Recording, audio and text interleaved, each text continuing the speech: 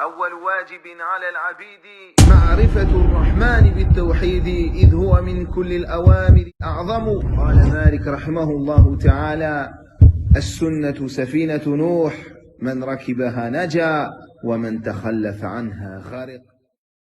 السلام عليكم ورحمة الله وبركاته. بسم الله الرحمن الرحيم، والصلاة والسلام على أشرف الأنبياء والمرسلين نبينا محمد وعلى آله وصحبه أجمعين. Marhaban bikum jami'a, marhaban bikum, bienvenue à tous à cette conférence ce soir qui tourne autour d'un sujet qui a été demandé depuis un long moment et qui est un sujet parmi les sujets importants qu'on devait traiter. Et on demande à Allah tabaraka wa ta'ala qu'il fasse que cela soit profitable. Allahumma amin. Et nous étions, wafarakumullah, dans la série des conférences spéciales que je fais sur différents sujets. Et celle d'aujourd'hui, donc, c'est les dangers du féminisme et la réfutation de ses ambiguïtés. Les dangers du féminisme et la réfutation de ses ambiguïtés. Premièrement, barakallahu fikum, il faut bien comprendre le sens de ce qu'on entend par le féminisme. Et on va, bi'idhnillah, le détailler à travers la conférence. Afin de ne pas faire confronter l'islam à une mauvaise interprétation de ce sens. Car certains pensent que lorsque les musulmans parlent contre le féminisme, cela veut dire qu'ils sont contre la femme. Or, ce n'est en aucun cas le cas. Et ce sont les mécréants qui placent en opposition l'islam avec la femme, sa liberté, la préservation de ses droits, etc. Mais c'est en aucun cas la réalité des faits. Et on va le voir à travers la conférence. Ainsi, nous n'avons pas besoin de ce courant sectaire pour donner des droits aux femmes. Car c'est Allah, Rabbul Alamin, car c'est Allah, le Seigneur des mondes, qui a donné ses droits, qui a octroyé ses droits à la femme. Barakallahu fikum. Wafarakumullah. Barakallahu fikum. Du coup, comme je vous disais, il faut faire attention à ne pas mettre l'islam en opposition avec les droits de la femme, comme justement ces gens-là essaient de faire. De même qu'il faut comprendre que le féminisme, ce courant sectaire, est un problème, effectivement. Mais ce n'est pas le problème principal. Ce n'est pas le problème principal. Ainsi, il n'appartient pas aux musulmans de se focaliser sur cela comme si c'était la seule chose à régler parmi les problèmes des musulmans ou parmi les choses les plus importantes à régler, vu toutes les autres choses qui sont parfois beaucoup plus dangereuses que cela, même si c'est un problème et qu'il faut donc y accorder du temps. Et d'ailleurs, des livres ont été écrits à ce sujet, des recherches ont été aussi propagées et des cours ont été donnés afin de contrecarrer les dérives de ce courant. Et il faut faire attention lorsqu'on parle de ce sujet, de ne pas mettre en garde contre ce phénomène tout en le faisant connaître et en faisant en sorte qu'il soit encore plus propagé qu'à la base. Comme il y a certaines personnes, par exemple, qui sont des têtes de ce courant, mais qui ne sont pas connues, si ce n'est que dans leur sphère privée. Et tu vois des gens polémiquer, répondre, propager les paroles de ces gens. Et en réalité, ces gens-là, qui sont à la tête de ces courants, aiment la polémique. Car la polémique, le buzz, qu'il soit bon ou mauvais, les fait se propager et les fait connaître. Ainsi, il est important de ne pas être la cause de l'alimentation de ce mal. Même lorsque tu penses réfuter, il faut que tu comprennes que ta réfutation peut amener encore plus de mal. De plus, barakallahu fikum, il ne faut pas, lorsque tu réfutes ce courant, faire preuve d'un manque de sagesse évident qui emmènerait la femme à ne pas comprendre et à penser que l'islam va contre les droits de la femme alors que Allah, Rabbul Alamin, a donné des droits à la femme quand personne ne leur donnait. Ainsi, il est important que tu ne sois pas la cause du rapprochement des femmes de cette secte par le mauvais comportement et le manque de sagesse que tu as dans ta condamnation. De plus, il faut faire attention à ne pas être cause de débats futiles et de ne pas perdre ton temps avec ces gens dans des débats futiles qui pourraient, subhanallah, être cause de péché pour toi ou pour les gens. Et il se pourrait qu'à cause de certains comportements, de certains débats que tu fais, tu tombes dans le péché alors qu'à la base, tu cherches à quoi? À condamner ce problème. Ainsi, barakallahu fikum, il est important de faire attention à ces points. Taïb. Le féminisme, barakallahu fikum, pour comprendre ce courant, observons ce que disent les Européens sur le féminisme.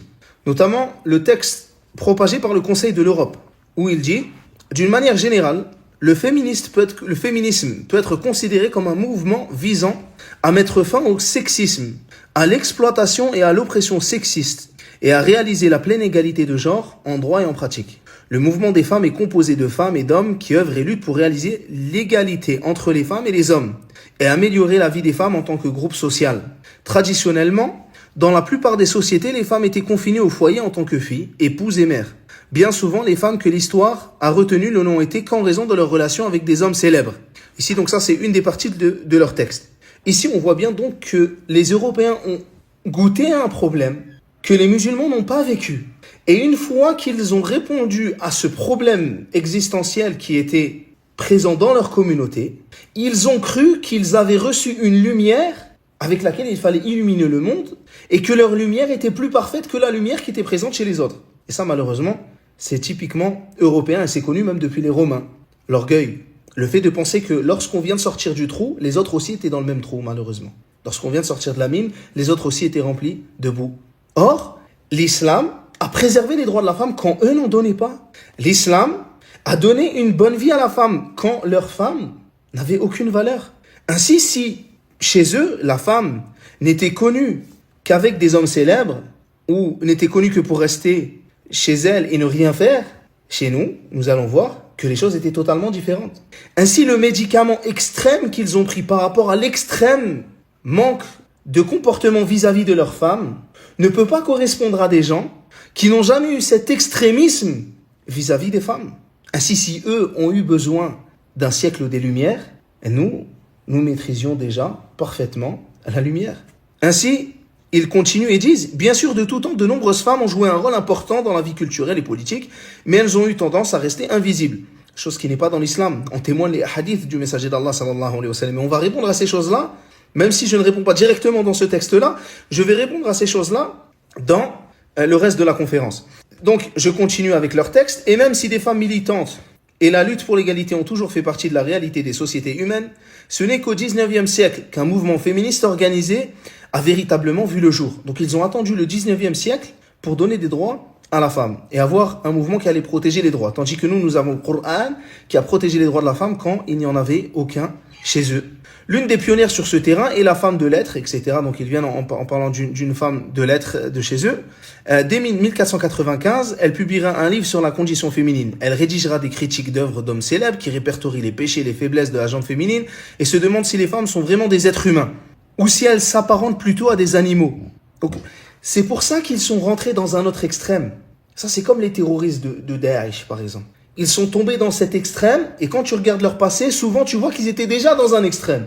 Ce qui les a poussés dans le terrorisme, vers le terrorisme, c'est qu'ils étaient déjà dans des extrêmes.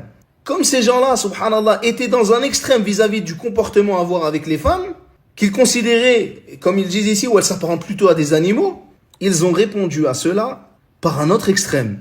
Et donc, quand on lit cela, on comprend pourquoi la situation elle est telle qu'elle est chez eux, malheureusement, chez les non-musulmans.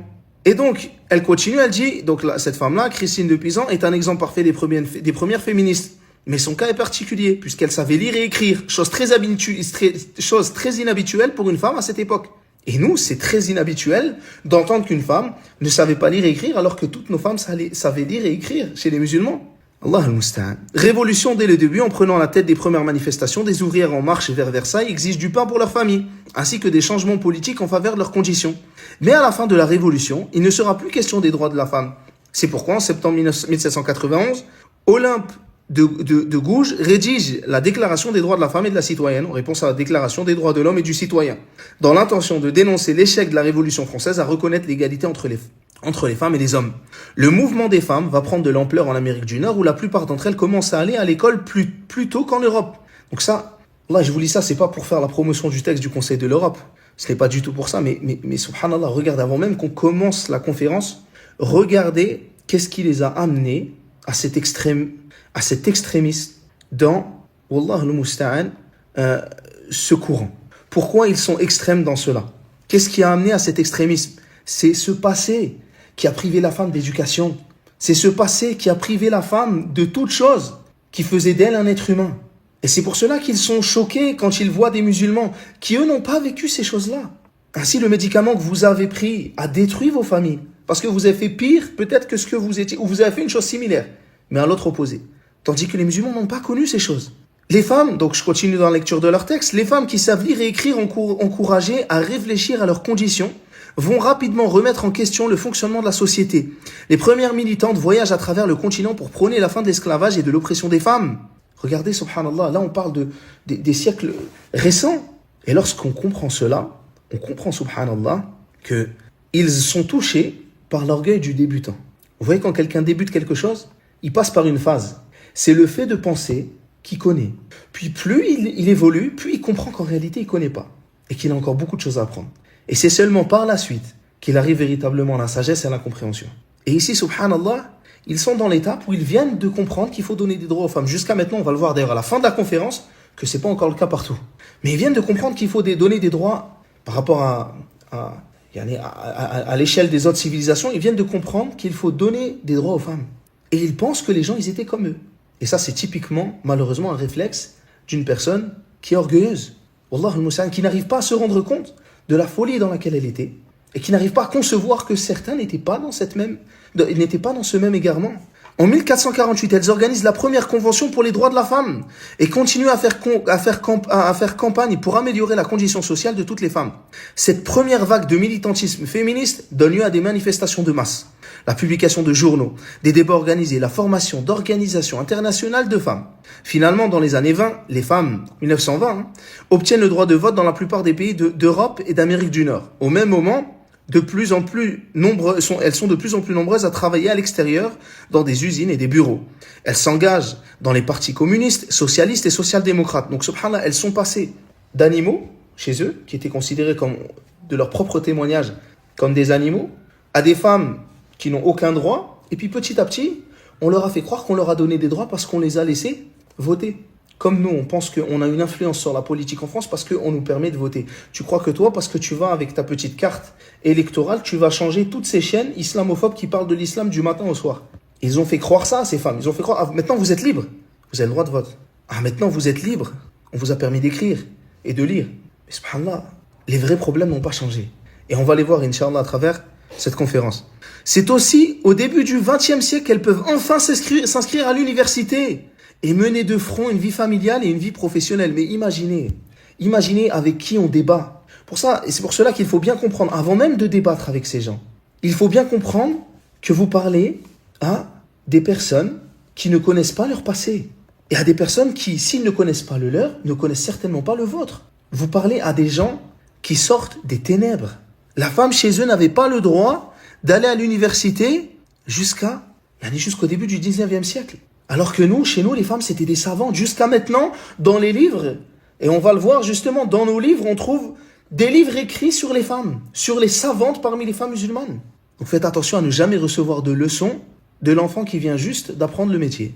Alors que vous, ça fait toute votre vie que vous avez passé à travailler. Dans les pays où le parti fasciste, donc je continue leur texte, a accédé au pouvoir, par contre, le mouvement féministe est interdit. Dans les années 70, cette deuxième vague du militantisme féministe visait à la libération de la femme. Des groupes différents se constituent avec des modes d'action différents. Le courant de pensée féministe libérale demande de meilleures lois en matière d'égalité et de réforme d'institutions comme les écoles, les églises et les médias. Le féminisme radical affirme que la cause de l'inégalité des femmes est le patriarcat. Donc là, ça y est. Là, ils demandent plus seulement à étudier, mais maintenant, ils remettent en cause des choses qui étaient bénéfiques pour la protection de la femme elle-même. Et c'est ces choses-là qu'ils essaient d'appliquer sur nous. Nous qui n'avons jamais connu ces ténèbres, il faudrait maintenant qu'on prenne ce médicament qui est en train de détruire les familles en Europe. Le fait justement, du coup, comme il disait ici, la cause de l'inégalité des femmes est le patriarcat, autrement dit les hommes en tant que groupe oppresseur des femmes.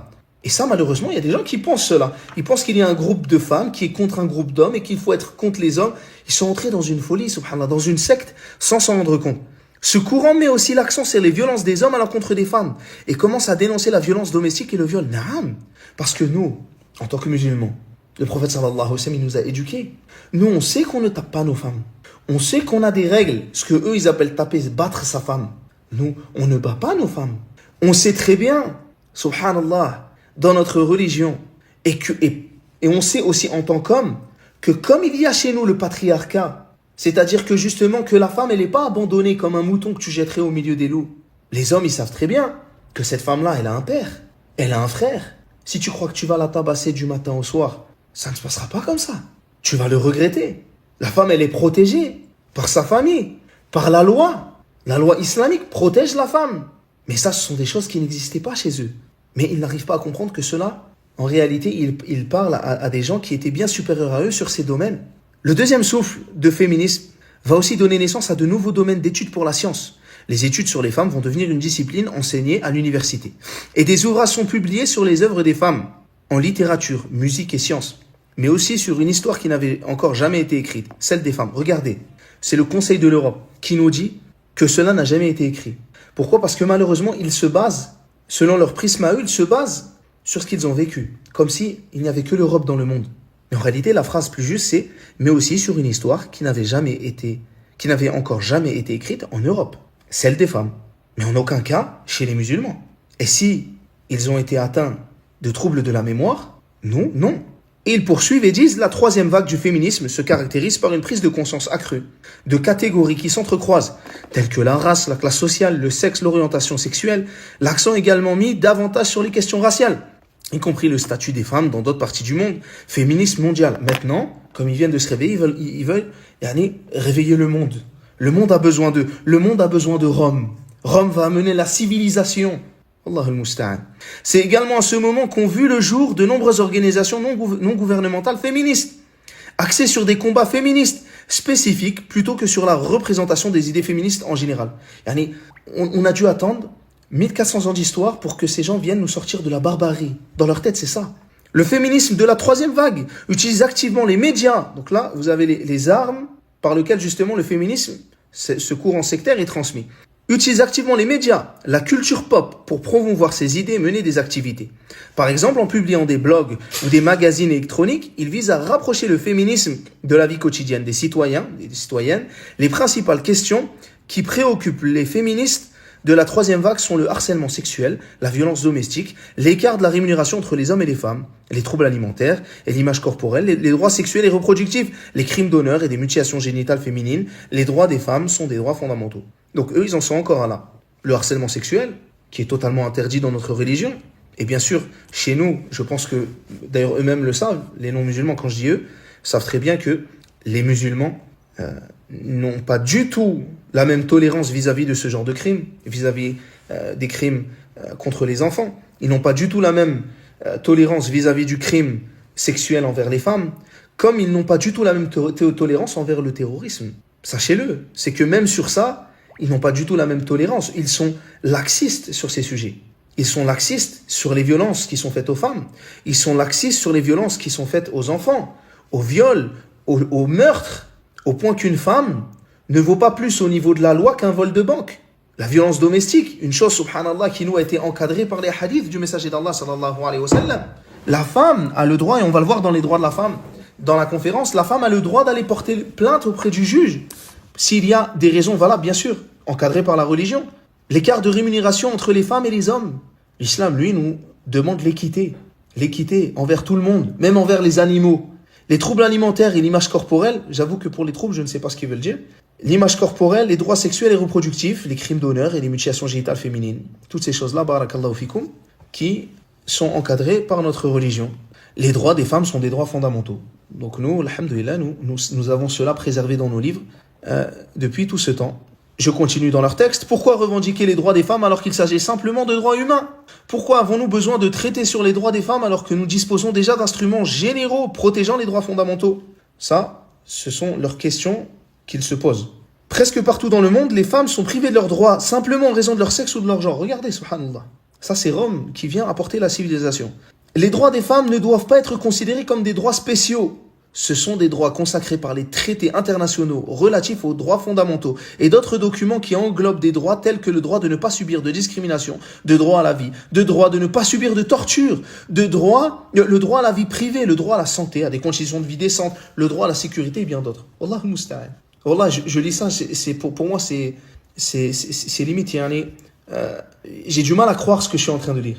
Regardez, subhanallah, où ils en sont. Il y avait plus simple que cela, que faire des lois qui n'ont jamais protégé les femmes. Jusqu'à maintenant, les faits divers nous le montrent. Il y avait plus simple que cela, il y avait l'islam.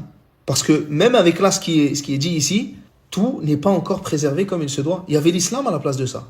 Mais ils ont préféré des lois qui ont autant de variantes qu'il y a d'hommes et qui sont modifiables en fonction de l'envie de certains pervers, alors que nous, nos lois, elles viennent d'Allah, Rabbul Alamin, le Seigneur des mondes. Et je continue ce qu'ils disent. L'Observatoire des inégalités met en avant la question des salaires une nouvelle fois et dit les Européennes gagneraient en moyenne 16,3% de moins que les Européens en 2015. Donc ils sont encore avec leur question des salaires. Tandis que la femme chez nous est traitée comme une reine dans son foyer. Et les non-musulmans eux-mêmes témoignent du côté famille des musulmans, même des fois chez nos frères qui ont plein de manquements religieux. Ils savent que la famille, sa mère, sa sœur, sa femme, son frère, son père, ils savent que c'est quelque chose qui met au-dessus de tout. Même les non-musulmans, subhanallah, le voient ça. Et ils en sont encore à cela. Allez, kulli hal. Donc ça, c'était le premier point. Le deuxième point de ce soir, sa propagation chez les musulmans et quels moyens? La réponse, en réalité, je vous l'ai lu. La réponse de la propagation de ce courant se trouve dans leur propre texte. Il est propagé, financé, tout comme l'athéisme et la propagation de l'athéisme, par des hommes richissimes, des groupes, des sociétés et autres qui mettent en avant ce courant. Et certains d'ailleurs savent que ce courant n'est pas un bon courant. Ils savent que ce courant amènera et amène à l'heure actuelle à la destruction de la famille. Et certains même combattent ce courant dans leur propre pays, les pays qui sont un peu plus conservateurs, même chez les non-musulmans, ils combattent ce courant. Car ils savent la destruction qui est causée par ce courant destructeur. Et les moyens utilisés sont les films, les séries, la musique, comme ils ont dit ici tout à l'heure, la culture pop ou autre. Tous ces moyens sont des moyens qui emmènent à la propagation et à la perversion des masses. Notamment la perversion de ceux qui n'ont pas été pervertis par ces dérives, les musulmans. Car lorsque nous étions à l'époque du Moyen-Âge, à cette époque-là, ceux qui ont combattu notre religion sont venus dans nos terres avec leurs épées et leurs navires afin d'anéantir les musulmans et l'islam. Et même si les batailles ont été difficiles à travers les époques, prenons l'exemple des croisades ou autres, à la fin la victoire fut pour les musulmans. Puis ils sont venus par la suite nous coloniser dans nos pays, au point qu'ils ont prétendu que certains de nos pays étaient devenus français. Mais Allah Azza wa Jal a au final donné la victoire aux musulmans. Ils ont essayé de les combattre de toutes les façons possibles. Mais les ennemis de l'islam ont trouvé une façon de combattre l'islam lorsqu'ils ont senti ce sentiment qu'ils n'arriveraient à rien par l'épée. Et c'est ce qu'on appelle al-ghazw al-fikri. La bataille, la guerre idéologique qui est faite afin de toucher les gens dans leur façon de penser, de se comporter. Et ceci dès le plus jeune âge. Et les choses qui ont été utilisées dans cette guerre idéologique, ce sont les moyens de propagation comme les films, les séries, les jeux vidéo, etc. Avec un but principal, la destruction de la famille, la destruction des valeurs de l'islam et la soumission de la femme. Et on va voir à quoi justement emmène le féminisme. Le féminisme emmène à la soumission de la femme. Il emmène à ce que la femme ne soit qu'une proie au milieu d'hommes et qu'elle n'ait au final plus aucun droit, même si elle croit en avoir. Et en réalité, ces gens ne voient les femmes que comme des animaux à qui on donne un os de temps en temps afin de dire « Regarde, tu as à manger ». On donne un droit par-ci et un droit par-là, on dit « Regarde, tu as des droits maintenant ». Alors qu'en réalité, elles n'en ont pas. Troisième point maintenant de la conférence, les ambiguïtés du féminisme. Parmi les ruses utilisées par ces gens, le fait de prétendre que la femme n'a pas de droit en islam, alors que l'islam donne beaucoup plus de droits à la femme que ses prétentieux. Car l'islam est un rempart devant ces courants destructeurs. À travers les époques, il y a eu des empires qui ont chuté, des courants de pensée qui ont disparu. Il y a eu des idées qui ont triomphé pendant un moment et qui, et louange à Allah, sont retournées au néant.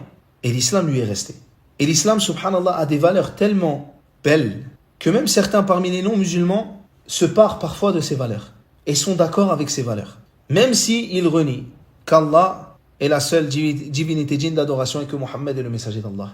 Alors que chez eux, les femmes n'avaient aucun droit. L'islam a préservé les droits de la femme. Parmi ces droits, et c'est une liste non exhaustive, le droit du mariage. La femme a le droit de se marier. Il y a des peuples chez qui la femme n'avait pas le droit de se marier. Le droit de choisir son mari. Et même d'annuler le mariage en cas de refus. Le droit de la dot. Le droit de vivre avec son mari bil ma'rouf, de manière convenable. Et ici, le convenable n'a pas été détaillé. Dans le sens que le convenable englobe tout ce qui est bon dans les comportements à avoir avec son épouse, parmi les habitudes des gens, du peuple, parmi les droits encore que la femme a eu, le droit qu'on subvienne à ses besoins. Ainsi, la femme en islam, elle n'est jamais abandonnée. Ce que vous entendez parfois en Europe, oui, il y a une femme, elle est à la rue, elle est toute seule, elle n'a pas d'argent, elle n'a rien, elle est comme ça, miskina, etc. Ça se passe pas dans une société musulmane.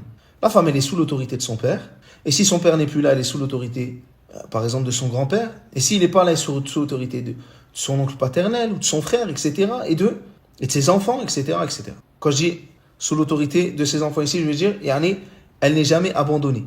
C'est-à-dire que nous, par exemple, nos mères, qui parfois peuvent avoir le père décédé, ne sont pas abandonnés par leurs enfants. Ils ne sont pas mis dans des maisons de retraite. Ils ne sont pas délaissés, comme malheureusement c'est le cas en Europe. Parmi les droits encore des femmes, en plus d'être protégées dans tout temps, c'est le fait que le mari soit juste. Parmi encore leurs droits, le droit au divorce, une chose qui n'existait pas chez les autres communautés, notamment chez les chrétiens. Parmi les droits encore, le droit de retourner vers son mari avec qui elle a été divorcée. Et c'est un droit qui n'était pas présent chez certaines communautés, le fait de pouvoir retourner chez son ex-mari. Parmi les autres droits de la femme, le droit de garde des enfants. Et elle est plus en droit de ses enfants du moment qu'elle ne se remarie pas. Et ça, subhanallah, combien de femmes se sont vues retirer la garde de leurs enfants alors qu'elles étaient plus en droit que le mari. Le droit de vivre, et on va voir que les sociétés occidentales ne donnent pas le droit de vivre à l'homme et à la femme dans beaucoup de cas, et vous allez voir pourquoi je vous dis ça. Tous les morts causés justement par ce féminisme parent. Le droit de demander la science, d'être éduqué. Le droit d'avoir une descendance. Le droit de l'adoration, d'adorer Allah. Le droit d'aller à la mosquée. Le droit de pouvoir se déplacer en cas de besoin. Le droit de témoigner. Le droit de se plaindre au juge, même de sa propre famille. Le droit de travailler, bien que cela est encadré.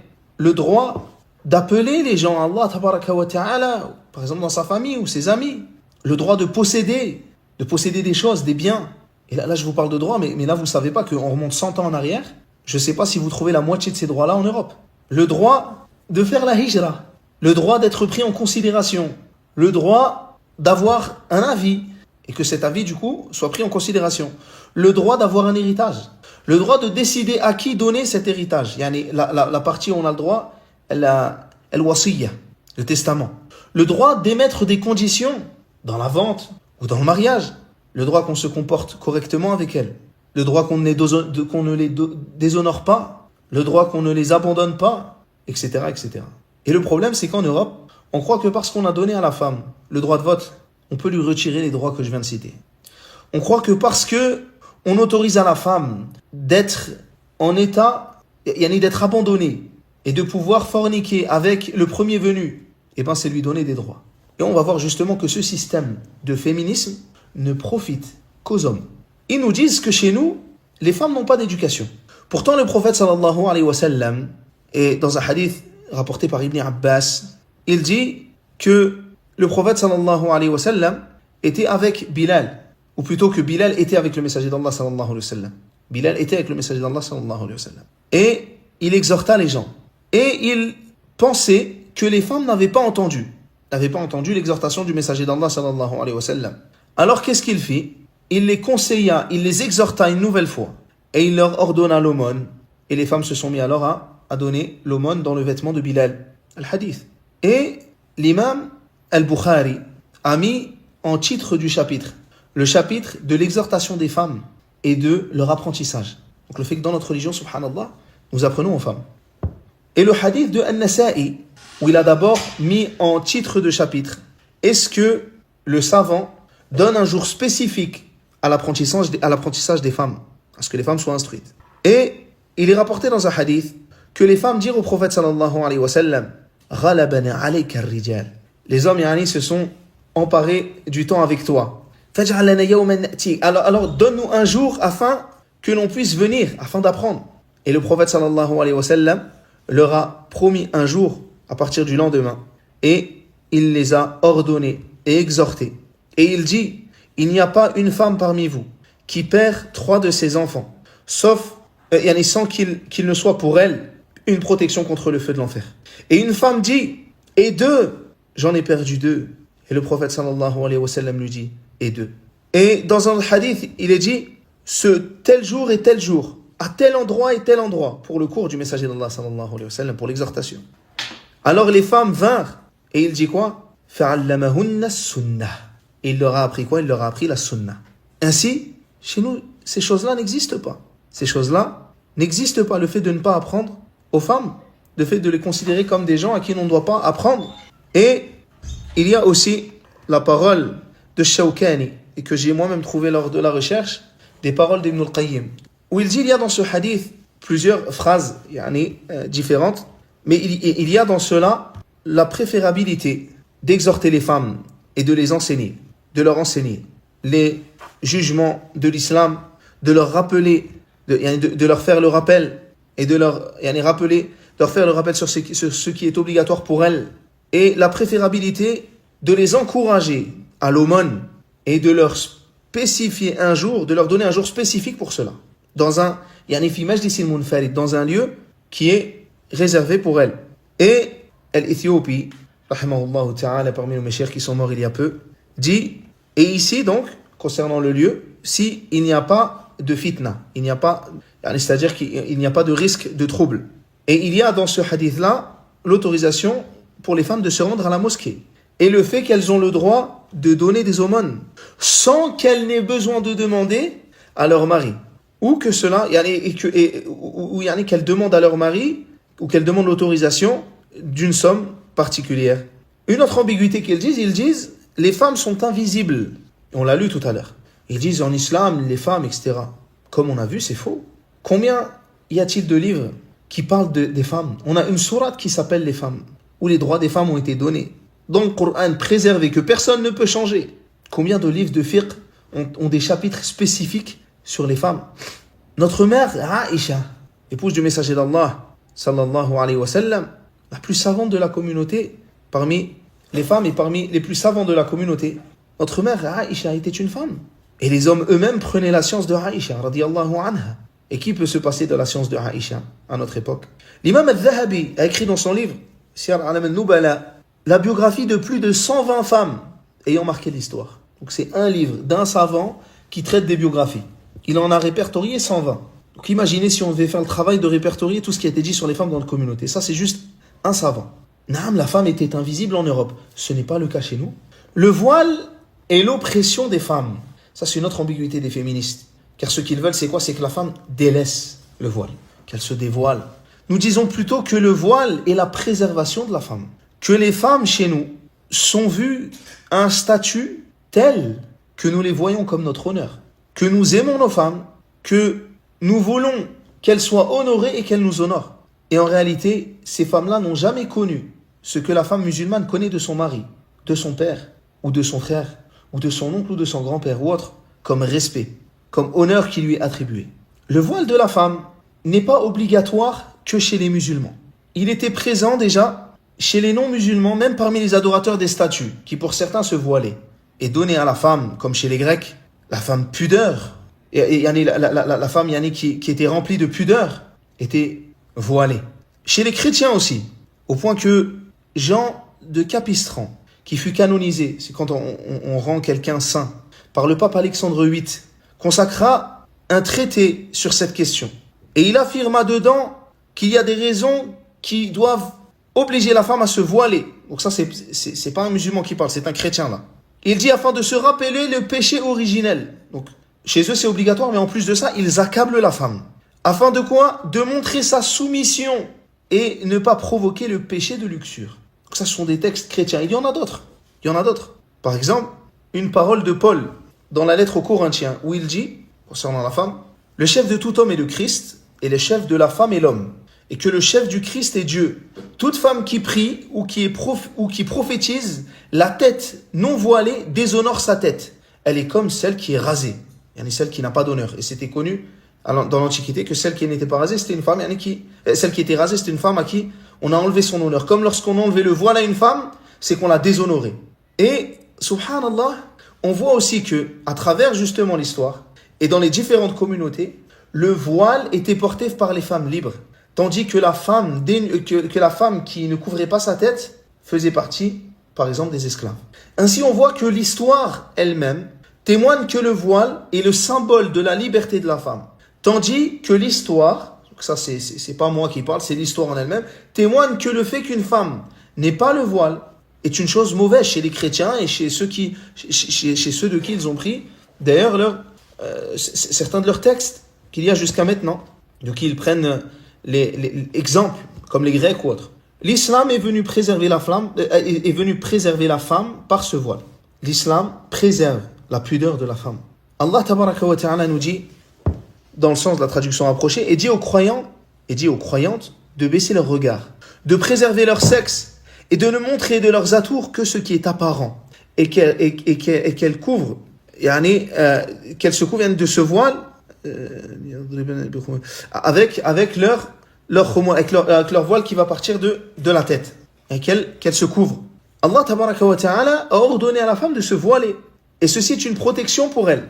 Le voile de la femme va protéger la femme de ceux qui ne veulent que consommer cette femme et la priver de ses droits. Et c'est pour cela que vous trouverez que ceux qui combattent l'islam, la première chose qu'ils veulent, c'est quoi? C'est dévoiler la femme. C'est lui enlever justement ce droit qu'elle a de se voiler. Au point qu'ils viennent dire ils viennent inventer des choses, comme vous savez, on a l'habitude de cela depuis qu'on est tout jeune, d'entendre que oui, la femme elle est forcée. Alors que comme on le sait tous, nos femmes, alhamdulillah, mettent le voile par amour d'Allah tabaraka wa ta'ala, par soumission à Allah azza wa jal, pas à son mari. Mais cela ne suffit pas. Ce qu'ils veulent, ce n'est pas l'émancipation de la femme. Ce qu'ils veulent, c'est voir la femme. Ce qui les intéresse, ce n'est pas que la femme ne porte pas de signes religieux. Ce qui les intéresse, c'est quoi? C'est que la femme ne puisse pas couvrir ses formes. Qu'on puisse voir le derrière de la femme. Au point que là, comme vous le savez, ils ont interdit, dans certains endroits, même de se couvrir le derrière. Wallahu al-musta'an.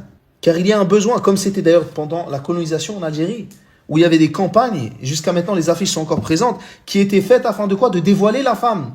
Et on leur disait, dévoilez-vous, comme si cela allait les libérer. Pourtant, cela n'a pas libéré leur femme. Au contraire. Et on va voir justement, à travers cette conférence, autre chose à ce sujet. Et l'islam nous a demandé, Allah tabaraka wa ta'ala nous a demandé de baisser le regard, que cela soit pour l'homme ou pour la femme. Ainsi, si le regard peut emmener vers un péché pour la femme, par exemple, si ce regard-là envers cet homme, c'est un regard d'envie, il est obligatoire pour elle de le baisser. Et l'homme, lui, ne doit pas regarder la femme qui lui est étrangère. Parce que le prophète, sallallahu alayhi wa sallam, lui a ordonné. Parce qu'Allah azza wa jalla lui a ordonné. Parce qu'aussi, il sait que cette femme-là, c'est la sœur de quelqu'un. C'est la fille de quelqu'un. C'est la mère de quelqu'un. C'est la grand-mère de quelqu'un. Et chez nous, il y a encore une chose qui existe, qui n'existe pas dans beaucoup de sociétés, c'est le respect. C'est l'honneur. Et ça, malheureusement, les gens l'ont perdu. Ils nous disent, oui, mais vous ne serrez pas la main des femmes car elles sont impures. Et nous disons que nous ne les serrons pas parce que, justement, nous voulons garder la pureté de ces femmes. Ainsi, ils inversent le problème. Nous ne serrons pas la main de cette femme car le prophète sallallahu alayhi wa sallam nous a dit dans le hadith que la tête de l'un d'entre vous soit plantée par une aiguille en fer est meilleure pour lui qu'il touche une femme qui lui est étrangère. Ainsi, nous préservons nos femmes comme nous préservons les femmes des gens. Qu'elles soient musulmanes ou pas, nous ne la touchons pas. Et c'est quand même fantastique qu'on nous blâme sur cela, car nous honorons la femme et nous la considérons comme eux considéraient leur reine et leur princesse, qu'il ne fallait pas toucher, que nous considérons ces femmes comme cela, tandis que eux, malheureusement, les souillent. Regardez le nombre de viols qu'il y a en Europe. Au point, subhanallah, qu'une femme sur 5 a été violée, ou en tout cas dans des chiffres alarmants comme cela, et la plupart du temps dans sa famille. Et au minimum, elle a eu des attouchements. Tandis que nous, ils nous blâment sur le fait de ne pas vouloir déshonorer cette femme, ne serait-ce qu'en la touchant. Ainsi, c'est pas parce qu'elle est impure, c'est au contraire parce que nous lui donnons cette pureté que vous lui avez retirée. Ensuite, quant au verset dit aux croyants de baisser le regard et de préserver leur partie intime, cela est plus pur pour eux. Et Allah est parfaitement informé de ce qu'ils font. Ibn Kathir a dit, cela est un ordre d'Allah pour ses serviteurs croyants, de baisser leur regard vis-à-vis de ce qui est interdit. Ils ne doivent regarder que ce qui est permis de regarder. Ils doivent détourner leur regard des choses interdites. Si par hasard leur regard tombe sur quelque chose de haram sans intention, ils doivent rapidement détourner leur regard de cela. Et le prophète sallallahu alayhi wa sallam a dit, Ya Ali, ne suis pas un regard par un autre regard, car pour toi est le premier regard mais pas le second. Et dans Sahih al-Bukhari, Abu Sa'id a rapporté, le prophète sallallahu alayhi wa sallam a dit, dans le sens de la traduction rapprochée, ici j'ai une petite chute au niveau de la traduction, donner à la rue son droit, donner à la rue son droit. Et il dit, Ya Rasulallah, nous avons besoin de cela pour nous rassembler. Il dit, alors si vous y tenez, donnez au chemin son droit. Ils demandèrent, quel est le droit du chemin, Ya Rasulallah? Quel est le droit du chemin, Ya Rasulallah? Quel est le droit de la rue? Il répondit, baissez le regard, empêchez tout mal, de répondre au salam, ordonner le convenable et interdire le blâmable. Abu Umama a rapporté, j'ai entendu le messager d'Allah salawatullahi wa salamuhu alayhi dire, garantissez-moi 6 choses et je vous garantirai le paradis. Quand l'un de vous parle, qu'il ne mente pas. Quand on lui confie quelque chose, qu'il ne trahisse pas. Quand il promet, qu'il tienne sa promesse. Qu'il baisse son regard et qu'il préserve ses mains et qu'il garde sa chasteté. Dans le Sahih al-Bukhari, le prophète sallallahu alayhi wa sallam nous dit, quiconque me garantit ce qui est entre sa moustache et sa barbe et entre ses jambes, je lui garantirai le paradis. Et Ibn Kathir dit, le regard est une cause de corruption du cœur. Comme l'a dit l'un des prédécesseurs, le regard est une flèche empoisonnée vers le cœur. C'est pourquoi Allah a ordonné de préserver à la fois le regard et les parties intimes. La préservation des parties intimes se fait parfois en évitant le péché de la fornication, comme il est dit, et ceux qui préservent leur sexe, si ce n'est avec leurs épouses ou ceux qu'ils possèdent, certes là, ils ne sont pas blâmables. Et il finit et dit, parfois la préservation des parties intimes se fait aussi en évitant de regarder ce qui est interdit.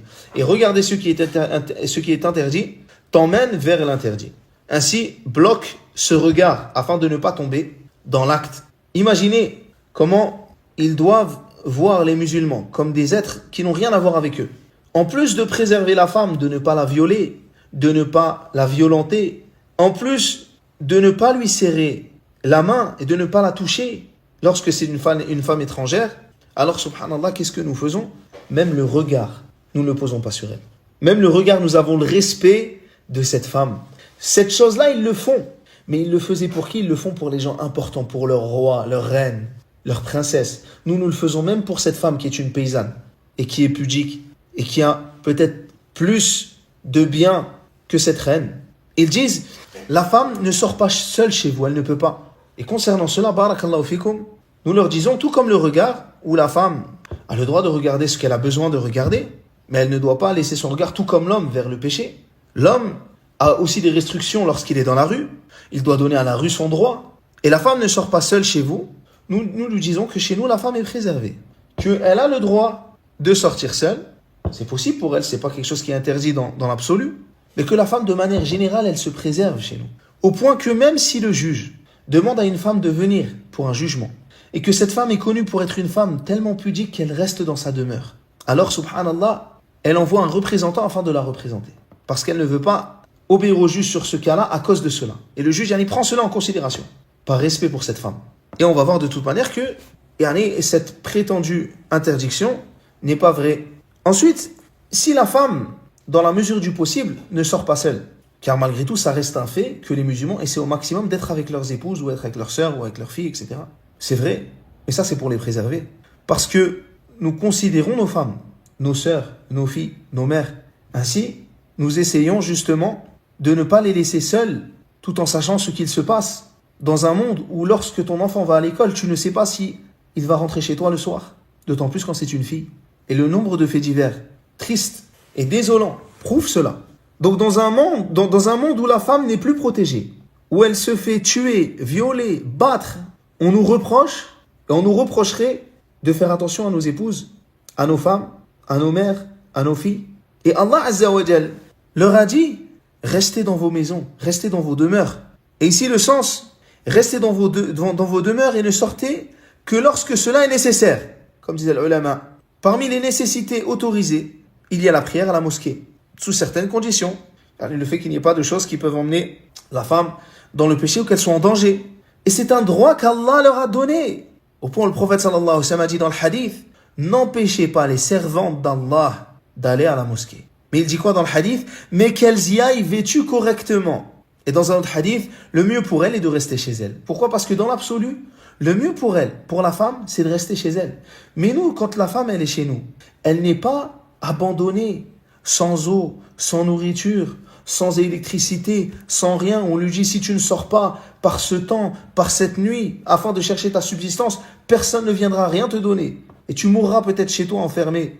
Non, nous, la femme, au contraire, elle est élevée, préservée, au point où ils osent parfois parler de la situation de la femme dans certains pays, comme en Arabie Saoudite.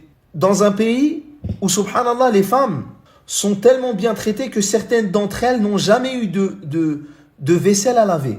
Je ne dis pas que la femme ne doit pas laver la vaisselle, mais en fonction des peuples. Et ici, subhanallah, on va traiter, inch'Allah, ces sujets. Mais pour vous dire, subhanallah, la parole qui en réalité n'est pas vraie, n'a pas de sens véritable. car en réalité, cette parole les concerne eux. Et la femme reste au maximum chez elle, car c'est une protection. Et les faits divers qu'on voit tous les jours nous montrent que cela est une protection. Et renier cela, c'est renier une réalité que tout le monde peut percevoir. Et pourquoi les hommes veulent que les femmes sortent seules?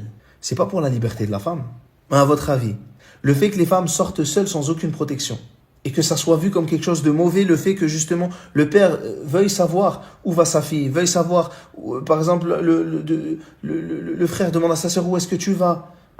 On voit que c'est devenu quelque chose de mal vu. Ça profite à qui ça?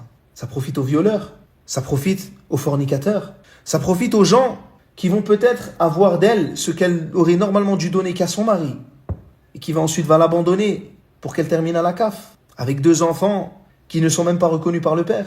Ces choses-là profitent aux hommes. Le féminisme, cet extrême, profite seulement aux hommes. La destruction de la famille profite seulement aux hommes. Ce n'est pas un mouvement féministe, en réalité. C'est un mouvement qui est fait pour les hommes et pour les satisfaire. Mais elles ne s'en rendent même pas compte. Et la femme demande l'autorisation à son mari pour sortir. Dans notre religion, comme Aïcha, la meilleure des femmes, ou parmi les meilleures des femmes de notre communauté, a demandé au messager d'Allah sallallahu alayhi wa sallam, puis-je aller visiter mes parents? Aïcha, la savante, celle qu'aimait le messager d'Allah sallallahu alayhi wa sallam, cela ne l'a pas empêché de demander cette autorisation. Ainsi, barakallahu fikum, l'homme,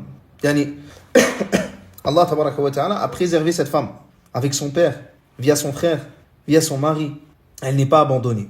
Et combien de femmes, subhanallah, n'ont pas demandé d'autorisation de sortir à leur mari? Et ils ne savaient pas où elles étaient. Ils se sont retrouvés parfois même kidnappés. Ainsi, il faut faire très attention à ne pas tomber dans ces pièges, qui est de croire que l'islam ne donne pas des droits aux femmes et que ce sont eux qui les donnent, au point qu'ils, subhanallah, se comportent comme les non-musulmans, à ne donner aucune importance au mari, aucune importance au père, aucune importance à leur famille. Et à la fin, subhanallah, il leur arrive des problèmes et elles se retrouvent seules. Et ceci ne convient pas aux sociétés musulmanes, où la femme n'est jamais abandonnée depuis sa naissance jusqu'à son mariage, jusqu'à sa mort, et où elle est honorée. Et ici, l'Iraq, il dit, concernant ce hadith, cela montre que l'épouse ne doit pas aller chez ses parents sans l'autorisation de son mari. Et ceci ne veut pas dire que le mari méprise cette femme, ou qu'elle n'a pas de droits. Mais chacun a des droits et des devoirs. Comme le mari s'occupe d'elle, comme le mari lui donne à manger et à boire, sans qu'elle n'ait rien à payer, comme c'est lui qui s'occupe d'elle sur toutes ses dépenses, alors la femme l'honore aussi, de son côté, par ces choses-là. Ensuite, ils disent, la femme ne doit pas travailler chez vous. Elle ne doit pas travailler. Est-ce que l'islam interdit le travail ou le commerce des femmes? Comme dit Cheikh Ibn Baz, la réponse est non. L'islam n'interdit pas le travail ou le commerce des femmes. Allah a prescrit à ses serviteurs de travailler et leur a ordonné de le faire. Il dit, œuvrez et Allah verra vos œuvres, ainsi que son messager et les croyants. Et il dit aussi, il vous éprouvera pour savoir qui parmi vous a fait de bonnes actions. Et le shir dit, cela inclut aussi bien les hommes que les femmes. L'islam a permis le commerce pour tous. Il est ordonné à l'être humain de travailler, de faire les causes, qu'il soit homme ou femme. Allah tabaraka wa ta'ala a dit, oh les croyants, que les uns d'entre vous ne mangent pas les biens des autres illégalement. Mais, qu'il y ait quoi? Qu'il y ait ce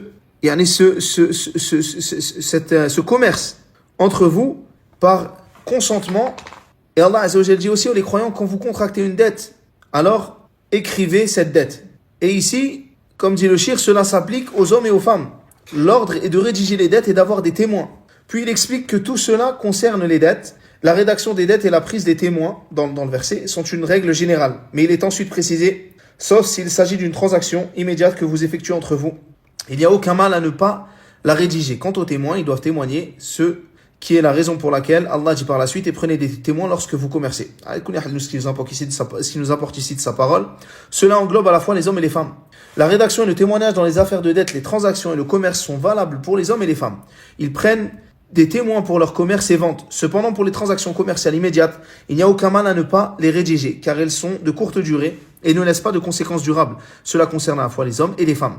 De même, ce qui est mentionné dans les textes s'applique à la fois aux hommes et aux femmes, comme le hadith du messager d'Allah sallallahu alayhi wa sallam où il dit « Les deux parties dans une vente ont le choix, tant qu'elles ne sont pas séparées. Si elles disent la vérité et sont claires dans la vente, leur vente sera bénie. Mais si elles cachent et mentent, la bénédiction de leur vente disparaîtra. » Et Allah tabaraka wa ta'ala a dit, Allah a rendu licite le commerce et interdit l'usure. Cependant, comme dit le cheikh, il faut noter que dans le travail et le commerce, les interactions entre les gens doivent être exempts de toute cause de problème ou de péché, de choses qui emmènent à la fitna. Il dit le travail de la femme doit être effectué de manière à ne pas impliquer de mixité avec les hommes et ne doit pas emmener à la fitna, à la tentation. Ainsi, le travail des femmes, c'est un droit qui est présent dans notre religion bien avant que les non-musulmans ne donnent de travail à la femme. Naam, c'est une réalité. La femme a le droit de travailler, mais les choses sont encadrées. Par quoi ? Par la législation. Ainsi, si une chose va à l'encontre de cette législation, alors il n'est pas permis pour elle de travailler. Ainsi, le cheikh dit ici, son commerce doit se faire de façon à éviter toute forme de fitna, tout en faisant attention à son hijab et en se couvrant correctement, en s'éloignant des causes de la fitna. Cela doit être pris en compte dans toutes les activités de vente, d'achat et dans l'ensemble des œuvres. Car Allah Azza wa Jalla a dit, restez dans vos demeures et ne vous exposez pas comme dans les temps de la première jahiliya. Et lorsque vous leur demandez quelque chose, demandez-leur derrière un hijab. Cela est plus pur pour vos cœurs et leurs cœurs. Ou encore, la parole d'Allah, dans le sens de la traduction rapprochée, ô prophète, dis à tes épouses, à tes filles et aux femmes des croyants de rabaisser sur elles leur jalabib. Ainsi, la vente entre femmes, par exemple, séparément des hommes est permis. Et de même pour les hommes, cela est permis. Ainsi, on dira à la femme, par contre, de faire attention justement à la mixité entre les hommes et les femmes. Comme on dira la même chose à l'homme. Car la femme tentera l'homme et l'homme tentera la femme. Ainsi, les deux ne doivent pas travailler dans ces conditions. La restriction, ce n'est pas que pour la femme, c'est aussi pour l'homme. Le fait de travailler dans le péché, de manière inadéquate, de manière non légiférée. Et le fait de laisser la femme privée de droit à emmener vers un autre extrême, qui est le fait de lui donner le droit de travailler au point de la mettre à l'égal de l'homme au niveau des responsabilités et de la difficulté des tâches. Au point de la mettre à l'égal de l'homme sur des choses qu'elle ne supporte pas. Et il n'y a que dans de rares situations extrêmes qu'ils comprennent qu'il faut faire attention et qu'il ne faut pas obliger aux femmes de faire les mêmes choses que les hommes. Notamment, on a pu le voir lors de la dernière guerre qu'il y a eu en Ukraine, où en tout cas jusqu'aux dernières informations que j'ai reçues, c'était quand même les hommes qui étaient appelés au combat et pas les femmes, de manière obligatoire. Parce que là, maintenant, on comprend que là, c'est différent. D'un coup, on commence à comprendre que non, que chacun a des devoirs et des responsabilités, mais on ne peut pas mettre tout ça et mettre sur eux les mêmes charges. Ainsi, cet extrême-là, dans le fait de faire vouloir travailler la femme sans donner de règles dans ce travail, comme pour l'homme, a emmené à des péchés, a emmené à la perversion des mœurs du côté des hommes et du côté des femmes. Ainsi, il y a des boîtes, par exemple en France, moi c'est des choses que j'ai vues de mes yeux, où je suis passé en voiture, on m'a dit, Harry, regarde cette boîte-là, tous les gens qui vont là-bas, il ne faut pas que le frère il a travaillé là-bas parce qu'ils sont tous connus pour être des fornicateurs. Ils ont tous forniqué entre eux. Pareil, un restaurant connu, on m'a dit, dans ce restaurant-là, les gens qui vont là-bas, ils forniquent tous. Allah al-Musta'an. Et la femme, lorsque tu la laisses dans cet environnement, elle est parfois même exploitée par son patron. Au point où il y a des viols dans le monde du travail, et c'est connu. Et regardez tous les scandales qu'on entend. Même chez des gens qui sont appelés des stars. Cette mixité-là dans le travail, ce manque de respect de ces valeurs, ont emmené à la fornication, à la dépravation, au viol. Et si ça n'arrive pas jusque-là, au minimum, ça apprend des mauvais comportements à la femme, et l'homme aussi prend des mauvais comportements. Ainsi, comment, ya Abdallah, tu peux tolérer que ta femme, qui lorsque peut-être elle est chez toi, elle ne te respecte pas, elle va au travail devant son patron, oui monsieur, est-ce que vous voulez un café monsieur? Merci monsieur. Comment toi, tu peux tolérer ça pour ta femme, en tant que musulman, qui toi justement honore ta femme? Toi, tu es chez toi, au point subhanallah, où les choses elles sont inversées. C'est la femme maintenant qui entretient l'homme. L'homme, il est chez lui, il ne travaille pas. C'est la femme qui va ramener le café à un autre homme pour ramener de l'argent à son mari. Allahu Akbar. Ainsi, il n'est pas étonnant d'entendre des fois des gens qui nous disent « Ma femme ne me respecte pas, elle vous voit son patron, mais moi, elle me méprise. » Ainsi, subhanallah, elle devient, et c'est ça le féminisme, c'est le fait d'ouvrir la femme à l'ensemble des gens, sauf dans son foyer. C'est ça l'autre extrême. Avant, en Europe, on était sur l'extrême de quoi? Sur l'extrême de priver les droits des femmes. Et maintenant, ils sont arrivés à quoi? À emmener les femmes à l'autre extrême.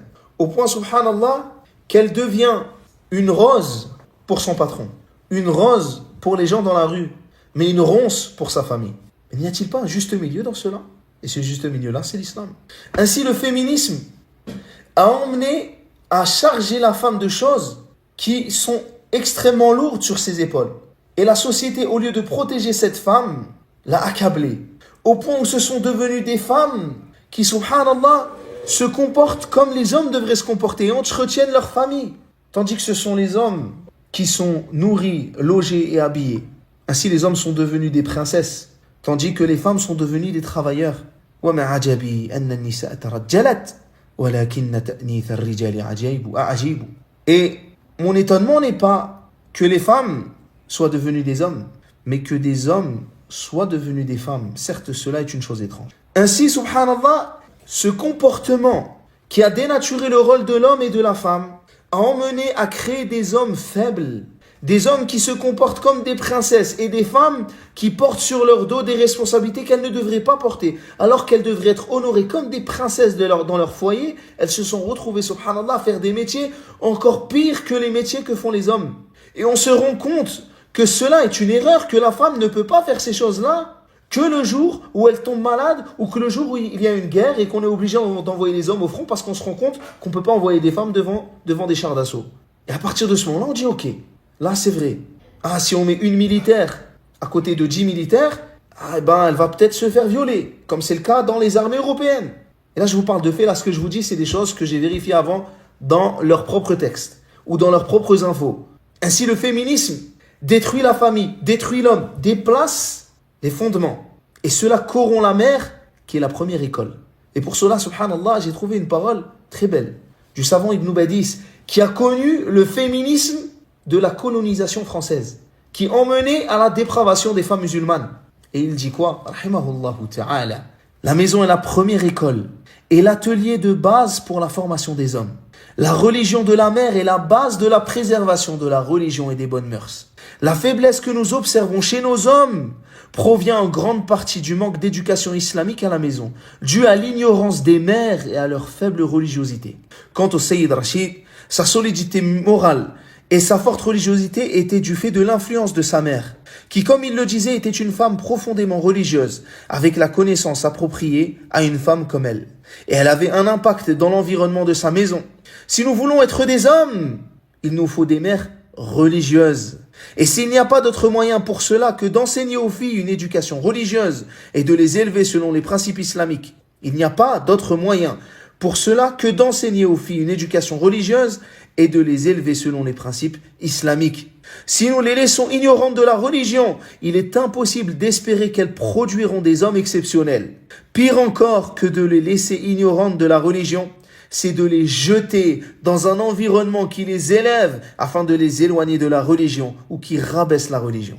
Il est bien préférable qu'une mère, bien que peut-être ignorante de la religion, et aime naturellement la foi, donne naissance à des enfants qui pourront être instruits et réformés, plutôt qu'elles soient des femmes qui méprisent la religion et qui donnent naissance à des enfants qui deviendront une calamité pour la communauté et une guerre contre sa foi.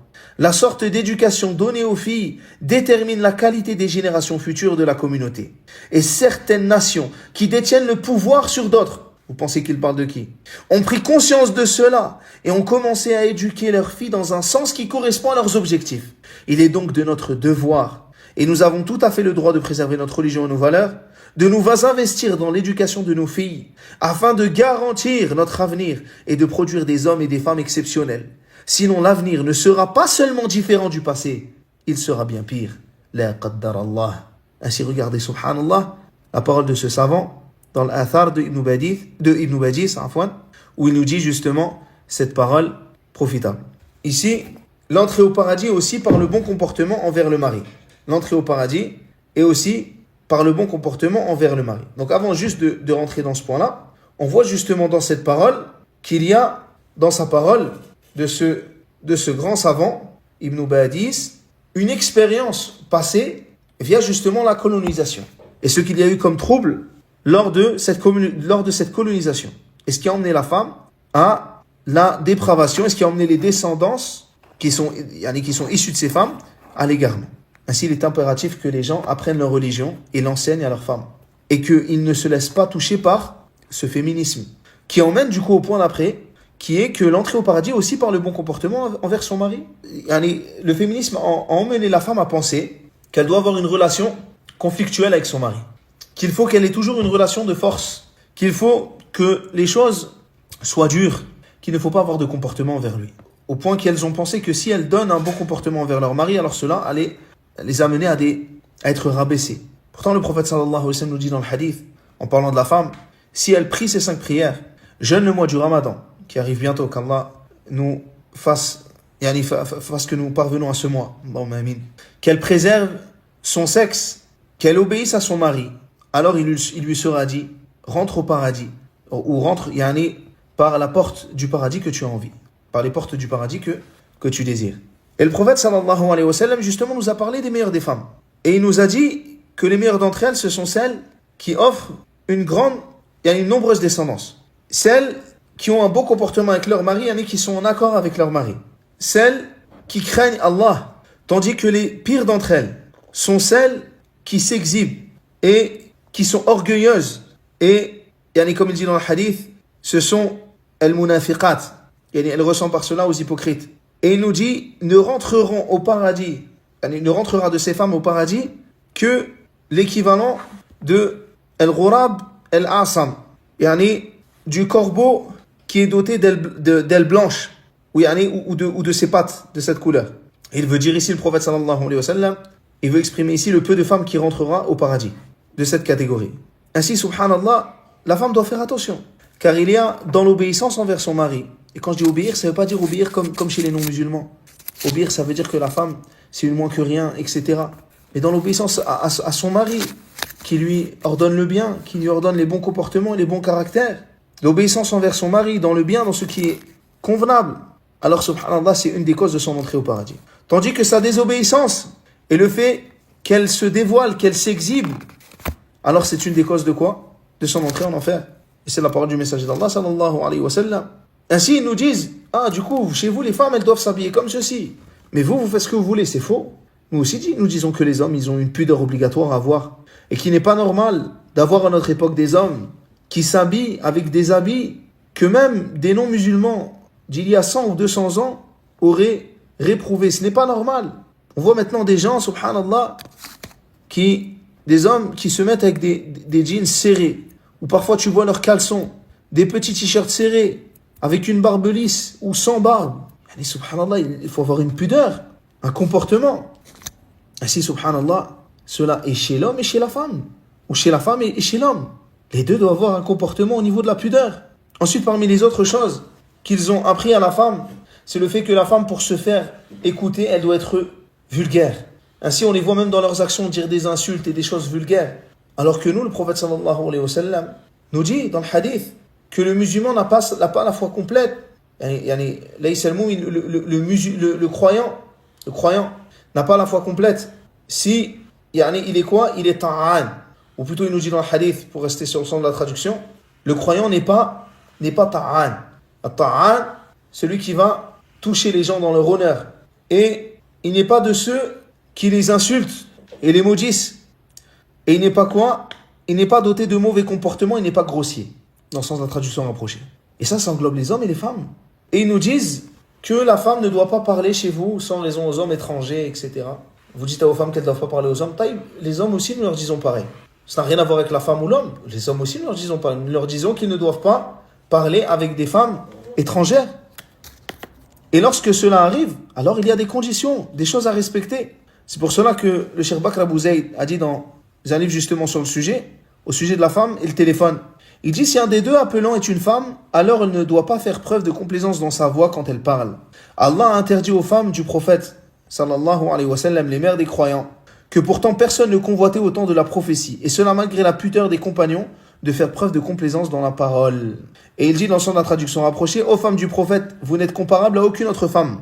Si vous êtes pieuses, ne soyez pas trop complaisantes dans votre langage, afin que celui dont le cœur est malade, l'hypocrite, ne vous convoite pas, et tenez un langage décent. Si cela est dit pour elles, alors qu'en est-il des autres femmes, nous dit le cheikh? Elles sont plus tenues encore de respecter cet interdit. Craignez Allah, ô femmes des croyants. Ne faites pas preuve de complaisance dans vos paroles. Dites de bonnes paroles qui ne contiennent ni surnom, non raccourci, ni complaisance, ni mots doux ou attirants. La femme ne doit pas parler aux étrangers de la façon, de la même manière qu'elle parle à son mari. Ça c'est important, subhanallah. Qu'elle prenne garde à ne pas dépasser les limites lorsqu'elle s'adresse aux hommes étrangers. Et même avec ses maharim, interdits en mariage. Elle ne doit pas parler de choses ou de façon interdite par la législation et réprouvée par les mœurs de l'âme, de manière à ce que cela crée une relation dans le cœur de celui qui l'écoute. qu'elle prenne garde à ne pas lever la voix plus que ce qui convient, ne pas faire preuve de complaisance dans la parole, ne pas embellir sa voix, ne pas la rendre douce, tout cela avec les hommes étrangers, ne pas donner de surnom, ne pas faire preuve de légèreté dans la voix, ne pas prendre une voix mélodieuse ou quelconque doux effet, ne dialoguer en montrant quelque possibilité de sa part. Elle doit montrer aucune possibilité d'ouverture. Si ceci est interdit à la femme, il en va de même pour l'homme, qui se voit interdire d'écouter sa voix en éprouvant du plaisir, et ce même si c'est durant la récitation du Coran. Si la femme ressent ceci de sa part, il lui est interdit de continuer à parler avec, suite à ce que cela pourrait causer comme trouble. Quant à l'homme responsable de sa famille, il lui incombe de la protéger, de la préserver, de préserver les femmes de sa demeure. La femme ne doit pas s'empresser de répondre au téléphone s'il y a un homme dans la maison. Il lui est interdit de répondre pendant leur absence, quelle que soit la situation. Ceci en fonction de ce que voit son responsable légal et selon les situations et les besoins. Il se peut qu'il autorise dans certains cas. La femme doit l'obéissance et l'écoute dans le bien. Elle doit suivre ce qui est le plus conforme et s'éloigner de toute action qui irait à l'encontre de ce qui lui est ordonné. Ainsi, la femme ne s'adresse pas aux hommes étrangers comme elle s'adresse à son mari. Ainsi, subhanallah, Allah Azza wa Jalla a honoré le mari. Il dit, en parlant, dans le Coran, dans Surat Yusuf, il dit وَأَلْفَيَا سَيِّدَهَا لَدَى الْبَابِ. Il a appelé le mari As-Sayyid. As-Sayyid. Ad-Darda, radiyallahu anha, dit, en rapportant la parole de son mari, Sayyidi, yani haddathani Sayyidi, mon Sayyid m'a dit, qu'il a entendu le messager d'Allah sallallahu alayhi wa sallam dire. Et ensuite, elle rapporta le hadith. An-Nawawi dit dans Sharh Muslim, elle dit Haddathani Sayyidi m'a dit, yani Sayyidi m'a dit. Et elle veut dire par là son mari. Et il y a dans cela donc l'autorisation à la femme d'appeler son mari Sayyidi et de le respecter. Et Abu Nu'aym de son livre a dit que la femme de Saïd ibn Musayyib a dit nous ne parlions pas à nos maris si ce n'est comme vous vous adressez à vos dirigeants. Aslahakallah, afakallah. Et subhanallah, Allah Azza wa Jalla a honoré l'homme. Ça ne veut pas dire qu'il n'a pas honoré la femme. Il a aussi honoré la femme. Et chacun a des devoirs et des obligations. Et comme l'homme est obligé sur beaucoup de choses vis-à-vis de la femme aussi doit avoir un bon comportement vis-à-vis de l'homme. Le mariage est un contrat qu'Allah a qualifié de ghalir. Ce contrat-là doit être respecté de la meilleure des façons. Et ils sont là à vouloir mettre la femme sur le même pied d'égalité que l'homme. Pas parce qu'ils veulent que la femme soit l'égale de l'homme, mais parce qu'ils veulent faire endosser à la femme des charges qu'elle ne peut porter et pouvoir exploiter la femme. Pourtant, la femme est différente de l'homme. C'est pour cette raison que la femme n'est ni imam, ni prophète. Cela conduirait à parler aux hommes étrangers. Elle est aussi touchée par une faiblesse dans son corps, de par ses menstrues, ou par le fait qu'elle soit enceinte, et par le fait qu'elle soit plus faible que l'homme. Et c'est d'ailleurs la raison pour laquelle eux-mêmes n'envoient pas leurs hommes avec une épée sur le champ de bataille. Et subhanallah, il y a aussi un homme qui exerce une autorité sur elle, qu'elle le veuille ou non, lorsque la femme est avec l'homme et la porte est fermée. Si l'homme c'est une personne mauvaise, comme c'est le cas par exemple chez les non-musulmans, où on voit l'homme, il frappe sa femme avec des objets jusqu'au sang. Mais elle a tellement peur de lui qu'elle reste avec lui. Si c'était un homme, il se serait rebellé. Mais subhanallah, la femme est différente de l'homme. Allah Azza wa Jalla a créé la femme de la côte de l'homme. Et il est connu que la base d'une chose est meilleure que la branche. Et que la branche ne tient pas sans le tronc. Et comme on a dit, la prophétie fut réservée aux hommes. Bien que Allah Tabaraka wa Ta'ala a nommé les meilleures d'entre elles, Siddiqa. De même que la gouvernance est réservée aux hommes. Le fait de gouverner un pays. Et Allah Tabaraka wa Ta'ala, via la parole du messager d'Allah sallallahu alayhi wa sallam, a donné aussi à la femme sa responsabilité. Et il dit, vous êtes tous responsables de ceux sur qui vous avez autorité. Ainsi, le gouverneur qui a autorité, le gouverneur a autorité sur les gens. Et les gouverneurs, il a cette autorité sur eux. Et c'est lui le responsable. Tandis que l'homme a cette autorité dans sa maison. Et c'est lui qui est responsable. Et ça sera le premier d'ailleurs blâmé si les choses ne vont pas bien. Et la femme a cette autorité dans la maison de son mari et sur son enfant. Elle est responsable de cela. Ainsi, subhanallah, le prophète sallallahu alayhi wa sallam nous dit en parlant du royaume de Kisra, qui était le roi de Perse de l'époque. lorsqu'il mourut, ils mirent à sa place une femme. Et cette femme gouverna le pays à sa place. C'était sa fille. Et il dit, un peuple qui a confié qui a mis en tant que gouverneur une femme, ne réussira pas. Et effectivement, le royaume de Kisra fut anéanti. Le royaume de la Perse. La Perse, c'est pas les États-Unis. La Perse, c'est un pays qui a gouverné le monde comme Rome. On parle d'empires beaucoup plus anciens et qui ont eu un impact immense dans leur époque. Et subhanallah, c'est une chose connue que cette position-là a affaibli la Perse. Et cela ne veut pas dire qu'il n'y a pas de femmes meilleures que les hommes. Au contraire, il y a beaucoup de femmes qui sont meilleures que les hommes. Mais subhanallah, il faut bien comprendre que la femme n'a pas les mêmes fonctions que l'homme. Et les faits nous prouvent cela. Comme l'homme n'a pas les mêmes fonctions que la femme, et les faits nous prouvent cela. Et ces gens-là, en réalité, ne cherchent à mettre en opposition ces deux choses. Et à parler de cela et à mettre en avant comme si c'était le sujet principal, que dans le but de priver les droits des femmes. De priver les femmes de leurs droits et de les faire porter une charge qu'elles ne peuvent supporter, afin de les utiliser. Et c'est la seule raison. Et il faut bien comprendre que cette secte, ce courant, ne profite qu'aux hommes. Car lorsque la femme est privée de la protection de son père, de son frère ou de son mari, lorsqu'on lui donne un travail qui est le même travail qu'on donnerait à un homme dans des conditions de mixité, et un travail difficile, lorsqu'on n'est pas juste envers elle dans le contrat de travail pourtant qu'on a signé avec elle, lorsque cette femme-là, on lui dit qu'elle peut aller avec n'importe qui, il n'y a aucun problème.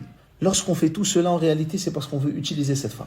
Pourquoi ? Parce qu'il y a des hommes qui veulent continuer à forniquer, qui veulent qu'il y ait des femmes avec qui ils peuvent avoir des relations sans leur donner de droits. Ils veulent pouvoir avoir des enfants sans les reconnaître. Ils veulent pouvoir ne pas payer de pension. Ils veulent pouvoir faire ce qu'ils veulent sans aucune responsabilité.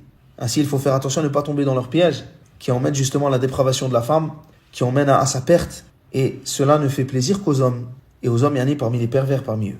Et la femme, barakallahu fikum, parmi les moyens encore qui sont utilisés par eux, afin de propager ce féminisme, c'est de dire à la femme, parle de tout, sans aucune pudeur, ce n'est pas grave. Et la femme fait cela au point qu'elle est utilisée chez les non-musulmans comme on utiliserait un objet, à travers les pubs ou sur les réseaux sociaux. Elle ne sert qu'à assouvir des besoins. Et eux-mêmes se moquent d'ailleurs de ces femmes. Et divisent, eux-mêmes, ils divisent les femmes.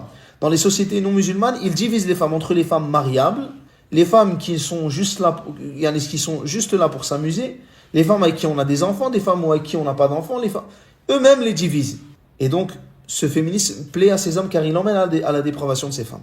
La femme, bien sûr, n'est pas effacée, comme c'est le cas chez eux, où elle est effacée dans tout ce qui est son rôle de femme. Et on la met dans autre que son rôle. Chez nous, la femme, par exemple, peut enseigner. Elle peut enseigner, naam, mais il y a des choses à respecter, comme on a vu tout à l'heure, comme pour le travail. Et la femme peut parler de choses, mais elle ne parle pas de tout avec n'importe qui. Ainsi, subhanallah, lorsqu'on voit Sulaym qui vient auprès du messager d'Allah sallallahu alayhi wa sallam et qui lui dit « Ya Rasulallah, ô messager d'Allah, inna Allah la yastahi min al-haq » qu'Allah n'a pas honte de la vérité, d'exposer la vérité. Ne voyez-vous pas dans sa parole, le début de cette parole, la pudeur de cette femme qui, avant de poser une question qu'elle juge comme étant quelque chose qui la gêne, elle commence par dire cela. Quand on voit Ali ibn Abi Talib qui veut questionner le prophète sallallahu alayhi wa sallam sur un sujet qui le touche, mais que vis-à-vis de la proximité qu'il a via sa fille avec le messager d'Allah sallallahu alayhi wa sallam, il envoie un autre compagnon le questionner. Ne voyez-vous pas chez lui de la pudeur? Et tu as des gens qui te disent non, tu peux parler de tout. Il n'y a pas de pudeur en religion. Ça, c'est une phrase qui est fausse. Il y a de la pudeur en religion. Regardez, subhanallah, comment les femmes de l'époque du messager d'Allah sallallahu alayhi wa sallam parlaient avec cette pudeur, dans un cas de besoin, dans un cadre de besoin. Et maintenant, on voit des femmes qui ouvrent des comptes où elles te disent « Je fais des rappels sur la sexualité. Je fais des rappels sur telle chose ou telle chose parmi les choses intimes. » Et elles prétendent qu'elles aident la communauté. Ces femmes-là sont touchées par le féminisme. Et en plus de ça, elles sont touchées par quoi? Elles sont touchées par un manque de pudeur évident. Il faut avoir de la pudeur. Même l'homme, lorsqu'il explique, lorsqu'il fait cours, il n'expose pas tous les sujets comme ça sans aucun besoin, de la manière la plus abjecte qui soit, sans aucune pudeur, alors qu'il peut y avoir des mères, des sœurs, des enfants. De la même manière, il fait attention lorsqu'il expose les choses ou lorsqu'il questionne le savant, à poser la question avec pudeur. Et l'enseignement n'est pas, subhanallah, un enseignement qui n'a pas de pudeur. Il n'y a pas de honte à exposer le haqq avec pudeur. Et voyez-vous pas, subhanallah, que parmi les noms qui est donné à un certain péché, c'est l'habitude secrète, la pudeur qu'il y a même dans ce genre de choses. Allahu Akbar. Et maintenant, on voit sur les réseaux sociaux que des femmes se comportent sans aucune pudeur. Elles te disent c'est pour apprendre la religion. En réalité, c'est pourquoi? C'est pour faire de l'argent, pour être connu, pour que les gens disent une telle, pour elles. Dans tous les cas, c'est pour elles qu'elles le font. C'est pas pour Allah que tu fais des péchés. Tu fais des péchés, c'est pour toi. La fin ne justifie pas les moyens. Et si tu veux véritablement être utile à ta communauté en leur apprenant des choses comme ça, prends-leur le haqq, dirige-les vers les gens de science. Tu verras qu'elles vont connaître ces choses sans avoir besoin de toi. Comment ils ont fait pendant 1400 ans? Ils t'ont attendu toi et ton réseau pour apprendre comment on doit se comporter avec son mari dans l'intimité.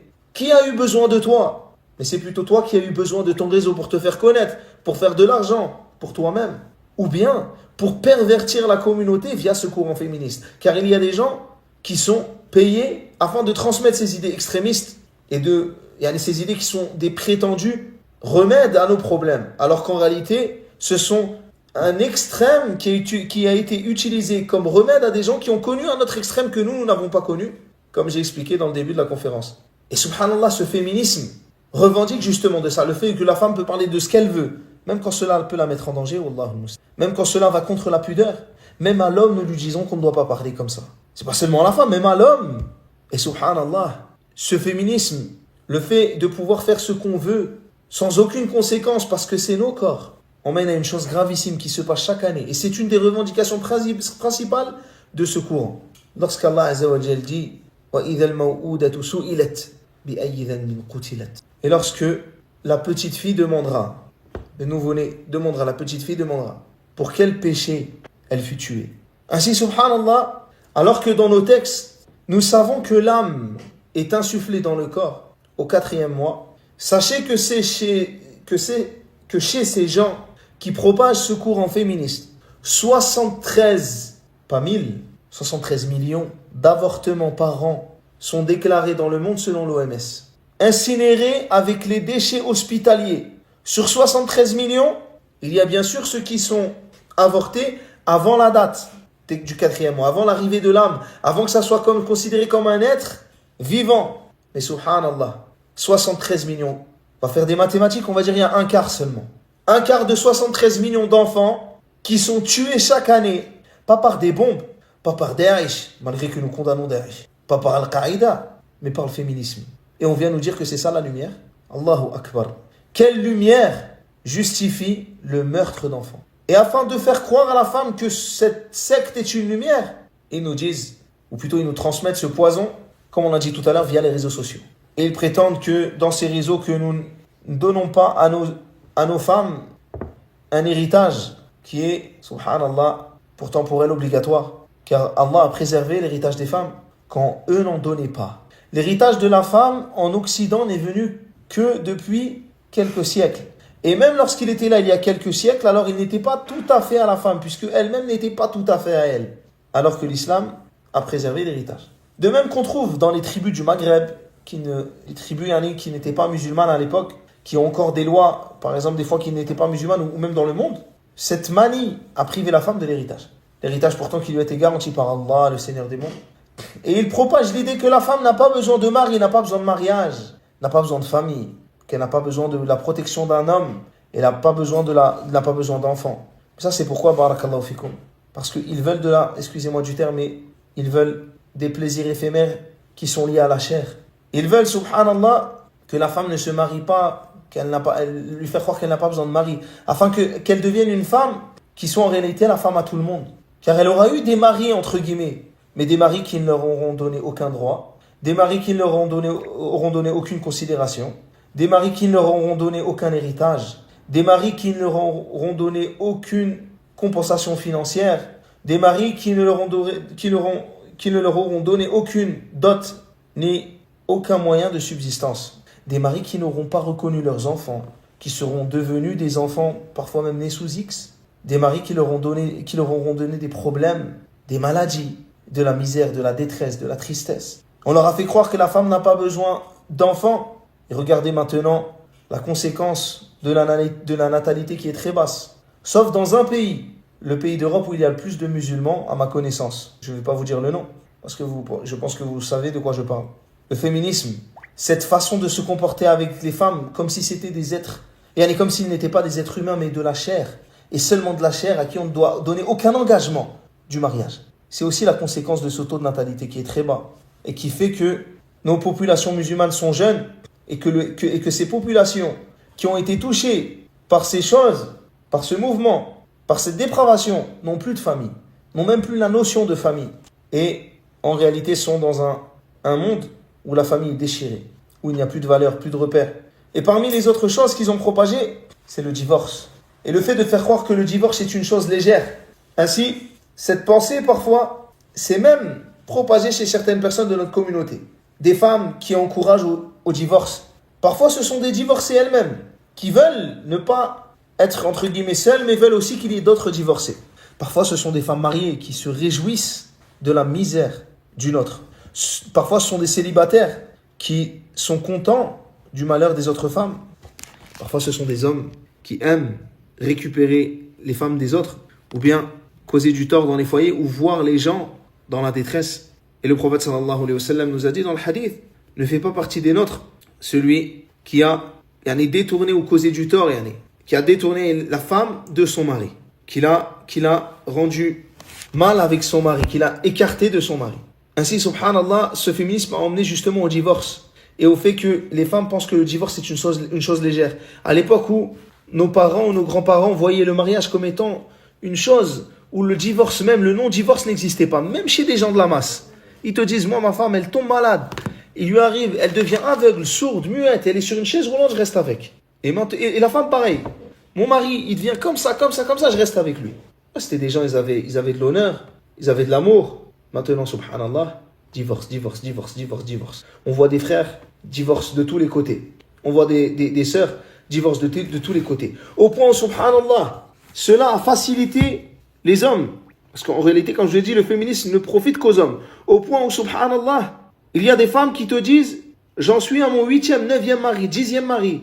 Après la nuit de noces, il me laisse, il m'abandonne. » Ou bien c'est la femme qui abandonne son mari. Alors qu'elle est mariée, alors la façon qu'elle a eu de grandir, son passé l'emmène à, subhanallah, à voir qu'il n'y a aucun problème à quitter son mari. Là-bas, s'il y en a d'autres, là-bas, je peux me remarier. C'est pas grave, c'est rien, c'est juste un divorce. Et ainsi, elle quitte son mari comme cela, comme si elle n'était jamais venue. Allahu Akbar. Et ils essaient d'ailleurs de faire croire que la femme n'a pas besoin d'avoir avec son mari un bon comportement. Déjà dans le mariage, alors elles n'ont aucun mal à causer des divorces ou bien à divorcer, ou à partir ou autre. Comme les hommes n'ont plus aucun mal à se comporter mal avec leurs épouses.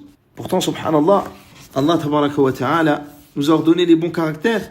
Et il a ordonné à la femme de bien se comporter envers son mari et de lui obéir au point où il dit, sallallahu alayhi wa sallam, si j'avais ordonné à quelqu'un de se prosterner pour un autre, j'aurais ordonné à la femme de se prosterner devant son mari. Et ce, de par le droit immense qu'il a sur elle. Et la femme ne trouvera la douceur de la foi que lorsqu'elle aura donné le droit à son mari. Ainsi, subhanallah, Ibn Taymiyyah, dans Majmou' al-Fatawa, dit, il n'y a pas de droit plus important pour la femme après le droit d'Allah et de son prophète que le droit du mari.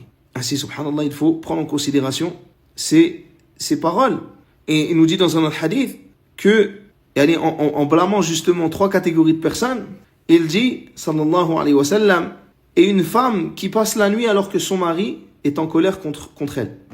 Ils ont fait croire à la femme qu'elle n'a pas à s'occuper de la maison, et que c'est le mari qui doit s'occuper de la maison. Et que si c'est pas fait comme cela, si le mari rentre et met les pieds sous la table, comme ils disent, alors non, c'est pas comme ça la vie. Non. Pourquoi ils ont fait cela? Parce que eux, ils ont envie de faire la vaisselle et d'envoyer leur femme sur le chantier. La finalité de ça, c'est ça. Un mariage, barakallahu fikum, c'est un engagement à deux. C'est un contrat à deux. Il y a des inconvénients, des choses à surmonter, des bénéfices, des choses sur lesquelles il faut patienter. Et on se partage les tâches comme dans une entreprise. Ainsi, le fait de faire les tâches ménagères, c'est quelque chose qui rentre dans le ma'rouf, dans les bons caractères qu'il y a entre l'homme et la femme. Si un peuple, son habitude chez lui, c'est que l'homme fasse, dans ce peuple-là, fasse telle ou telle chose, là, ça peut rentrer dans le ma'rouf. Mais si dans un peuple, comme par exemple c'est chez nous au Maghreb, on va prendre le cas, où c'est la femme qui s'occupe par exemple des tâches ménagères, et c'est l'homme qui va travailler sur le chantier. On comprend que lorsque l'homme va rentrer, après avoir fait 12 heures sous 40 degrés, que sa femme elle soit au petit soin avec lui, alors qu'elle était à la maison toute la journée, qu'elle s'est occupée du ménage, etc. dans la journée. Elle aussi, Allahumma barik, elle a fait beaucoup de choses. Mais on comprend. Il n'y a pas de honte à ça. À ce qui est ce bon comportement entre l'homme et la femme. Depuis quand c'est devenu l'émancipation de la femme de dire à ton mari pourquoi tu mets les pieds sous ta table? Faut que toi aussi tu rentres. Tu as fait 12 heures, tu vas faire des heures sup à la maison. Depuis quand? Ainsi, subhanallah. Il faut que la femme aussi se comporte avec son mari d'une bonne manière. Comme le mari se comporte d'une bonne façon avec sa femme. Aujourd'hui, on a des gens, il va rentrer du travail, il fait 12 heures, il lui fait les courses, il lui ramène, elle lui dit, n'oublie pas la vaisselle, j'espère que tu m'as acheté mon fromage. Allahu Akbar. Et ça profite à qui? À la catégorie d'hommes qui jouent avec les femmes. Parce que ce que ces hommes-là veulent, c'est que ça soit la femme qui soit sur le chantier, à avoir des relations illicites, peut-être même avec son patron, en échange de certaines faveurs, et que l'homme il soit à la maison en train de s'occuper des tâches ménagères, alors que c'est lui qui est en train de galérer sur le chantier, c'est pas à sa femme de faire ça. Au contraire, il la préserve, sa femme. Sa femme, c'est sa princesse. Et c'est pas celle qu'on envoie sur le chantier. Ya Abdallah, tu enverrais toi ta fille sur un chantier? Comment alors, subhanallah, tu envoies ta femme? Tu agréerais que ça soit ta fille qui s'occupe de tes dépenses, qui t'entretienne. Et ces gens-là, il n'y a pas de problème. Et c'est pour cela que, dans ce noble contrat qu'il y a entre cet homme et cette femme, la femme, elle respecte son mari. L'homme qui, toute la journée, travaille pour elle.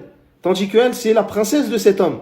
Subhanallah, elle le respecte et elle ne fait pas rentrer quelqu'un dans sa demeure sans son autorisation. Comme nous dit le prophète sallallahu alayhi wa sallam, il n'est pas permis à une femme de jeûner sans l'autorisation de son mari. Comme il n'est pas permis à la femme de faire rentrer quelqu'un dans sa demeure sans son autorisation. Et la femme, subhanallah, elle va respecter son mari.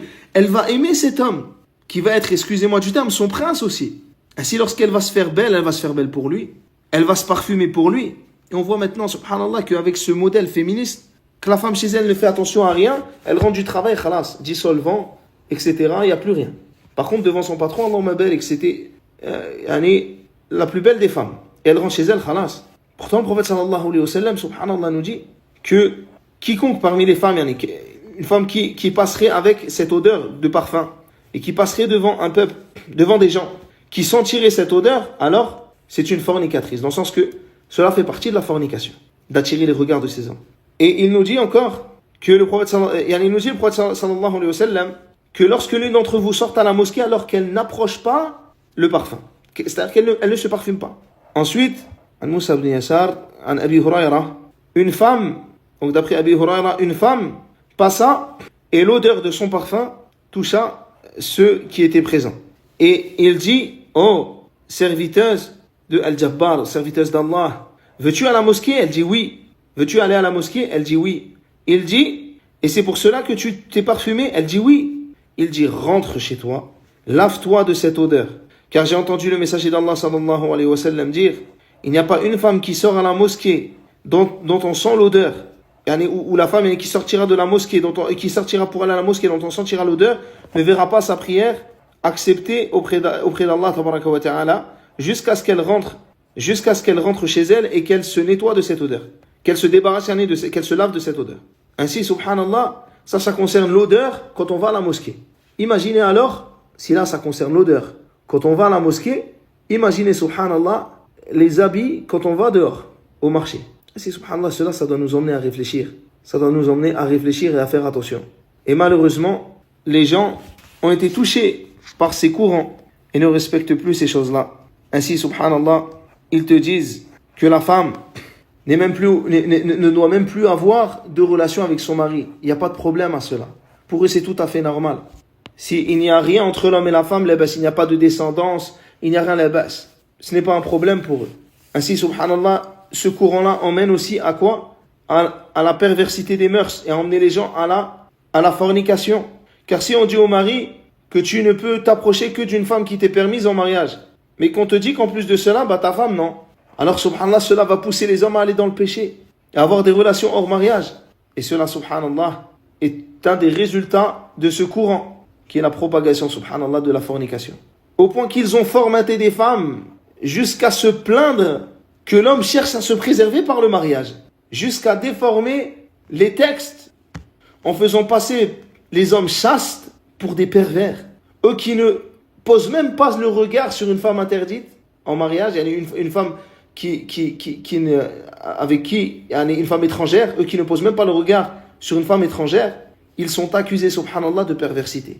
Au point où, subhanallah, où une parmi les féministes d'il y a peu a osé comparer certains parmi les salafs ou as-sahaba, ou même si c'était parmi les gens de bien, comme étant des gens qui ont besoin de gasoil, représentés par al-hur al-ayn, afin de quoi? De rentrer au paradis.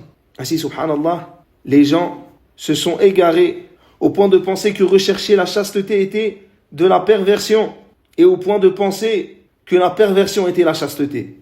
Et c'est pour cela que les têtes de pont de ce courant, celles qui sont mises en avant, pour qui les gens dépensent, ce sont les femmes voilées, notamment les femmes d'origine maghrébine. Au point où, subhanallah, qu'ils ont créé, et ceci même depuis l'époque de la colonisation, tout un fantasme autour de la femme voilée et de la femme maghrébine. Et qu'elles sont utilisées, elles qui étaient vues comme des monuments de pudeur, sont utilisées afin de pervertir les masses et de propager ce courant féministe. Et lorsqu'ils en trouvent une, alors ils la montent, ils l'élèvent, lui donnent des prix Nobel. Et le jour où elle commence à ouvrir les yeux, ils la descendent. Et elle devient la pire des personnes. Et on lui retire ses prix. Ainsi, il faut faire très attention, car la place de la femme n'est pas entre les mains de ces individus, une poupée qu'on utiliserait afin d'arriver à des fins politiques. Et la femme doit s'écarter d'ailleurs de ces manipulations politiques. Et on voit malheureusement les femmes se mettre en avant et parler au nom de toute la communauté musulmane sur tel ou tel sujet, sans qu'elles n'aient étudié la religion, sans qu'elles n'aient rien étudié. Mais elles sont mises en avant afin de quoi? De créer une fausse opposition dans le débat. Et sachez que ceux qui propagent ces courants sont très au courant de la façon de manipuler les masses. Et parmi les façons de manipuler les masses, le faux débat. Ainsi, subhanallah, il se passe dans leur tête une opération qui est de convaincre les foules. Mais ils ne veulent pas que le combat soit totalement truqué, car ils ont vu que quand tu truques le combat de manière totale, comme c'est le cas avec un certain homme, une certaine personne qui est parmi leurs suiveurs et leurs soldats dévoués, lorsqu'ils mettent un tel personnage qui n'arrive même pas à s'exprimer en français, qu'il te dit la mésidance ou qui te parle de poisson, lorsque tu mets un personnage comme ça, les gens comprennent que ça n'a rien de l'islam. Et que celui que tu as mis, c'est un singe et non une personne scientifique. Du coup, ils essaient de créer un faux débat.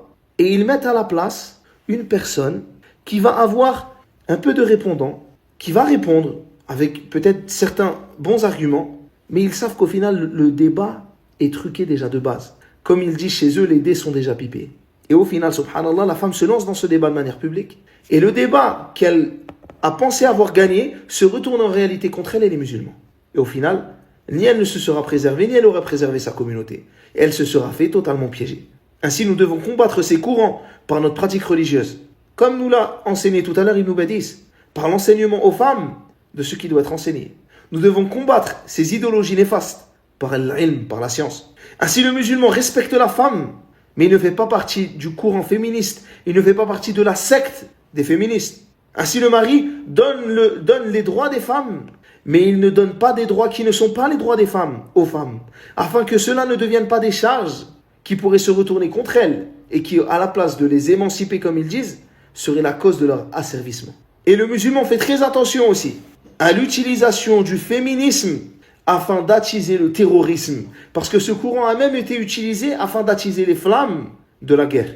Ainsi, lorsqu'ils allaient dans certains pays et qu'ils voulaient créer des troubles dans tel ou tel pays, ils prenaient une femme de leur peuple, leur donnaient des prix Nobel et la mettaient comme la défenseuse des droits de cette femme, ce qui crée des droits des femmes, ce qui crée alors dans le peuple, dans le pays, des troubles entre des pouvoirs extrémistes et cette femme, ce qui augmentait l'extrémisme des extrémistes et ce qui égarait aussi les femmes de ce qu'elles devaient être. Ainsi, nous devons faire attention à ne pas tomber dans ces pièges. Et la réalité, comme je vous ai dit, de ces sociétés basées sur l'asservissement de la femme, qui est le véritable nom du féminisme, et sur la satisfaction des plaisirs charnels des hommes, qui est l'aboutissement du féminisme, c'est les violences sexuelles. Ainsi, d'après l'UNICEF, en moyenne, le nombre de femmes âgées de 18 ans et plus, qui en 2022 ont été victimes de viols, tentatives de viol ou agressions sexuelles, est estimé à 230 000 femmes. De la même manière que pour les chiffres des violences au sein du couple présentés ci-dessus, il s'agit d'une estimation minimale. 61% déclarent que ces agressions ont été perpétuées par une personne connue de la victime, 28% déclarent que le conjoint ou ex-conjoint était l'auteur des faits, suite au viol, tentative de viol et aux agressions sexuelles qu'elles ont subies. Seuls 6% des femmes victimes déclarent avoir porté plainte. Ça, c'est l'état de l'Europe. Au minimum, vraiment les déclarations minimales. Toutes les 3 minutes. Écoutez le pays ou les pays de la lumière. Toutes les 3 minutes, un enfant est victime d'inceste, de viol ou d'agression sexuelle en France. Billah alaykoum, qu'est-ce qu'on va nous apprendre en tant que musulmans de ces mœurs? Toutes les 3 minutes, c'est pas moi qui le dis, c'est l'UNICEF. Toutes les 3 minutes, un enfant est victime d'inceste, de viol ou d'agression sexuelle en France. Tu n'as même pas le temps de terminer ton tacos, ton café, ton pain et ta baguette. Ou pour eux, leur tranche de jambon qu'ils veulent nous mettre, subhanallah, dans la bouche. Qu'il y a un enfant déjà qui s'est fait violer, victime d'inceste, de viol ou d'agression sexuelle en France. À l'âge adulte, on parle de la France, on parle même pas de l'Europe. À l'âge adulte, 5,4 millions de personnes déclarent avoir subi des violences sexuelles avant 18 ans. Parmi les victimes, 8 personnes sur 10 sont des femmes et 2 sur 10 sont des hommes. Pour eux, les femmes, les hommes, c'est pareil, il n'y a pas de problème. On doit tout laisser comme ça, tout va bien. Là, tout va bien dans le meilleur des mondes. Les lois les protègent, il y a des lois, la femme est protégée, la femme est émancipée. À l'âge adulte, 5,4 millions de personnes déclarent avoir subi des violences sexuelles avant 18 ans. Parmi les victimes, 8 personnes sur 10 sont des femmes et 2 sur 10 sont des hommes. Je vous laisse faire le calcul pour savoir combien de femmes violées, subhanallah, sont en France. Ces chiffres sont alarmants, quand même, ils le reconnaissent. Ils témoignent de la violence et de l'ampleur d'un fléau qui touche des millions de filles et de garçons, quelle que soit leur origine et leur milieu social. On parle de violence sexuelle lorsque le corps d'un enfant ou d'un adolescent est utilisé à des fins sexuelles, qu'il en ait conscience ou non. Dans la majorité des cas, elles ont lieu dans un contexte intime, au domicile de l'enfant par exemple, et l'agresseur est un membre de la famille. Allahu Akbar. Taïeb. Donc en France, au moins 160 000 enfants subissent des violences sexuelles chaque année. Une victime d'inceste sur 4 avait moins de 5 ans au moment des faits. Les enfants en situation de handicap ont 3 fois plus de chances d'être victimes de violences sexuelles. C'est pas moi qui le dis, encore une fois, ce sont les sites qu'il est en France. Selon les statistiques, un tiers des Français déclarent avoir au moins été victime d'inceste dans leur entourage. Déjà en 2018, les données des forces de sécurité révélaient que plus de 5700 filles et plus de 1500 garçons ont été victimes de violences sexuelles intrafamiliales. Heureusement que chez nous, il y a la société patriarcale. Heureusement que chez nous, alhamdoulilah, la femme, elle n'est pas délaissée. Qu'il y a le père, il y a le frère, il y a justement l'honneur, il y a le respect, il y a la pudeur. Nous, le regard, on ne le pose pas sur une femme interdite.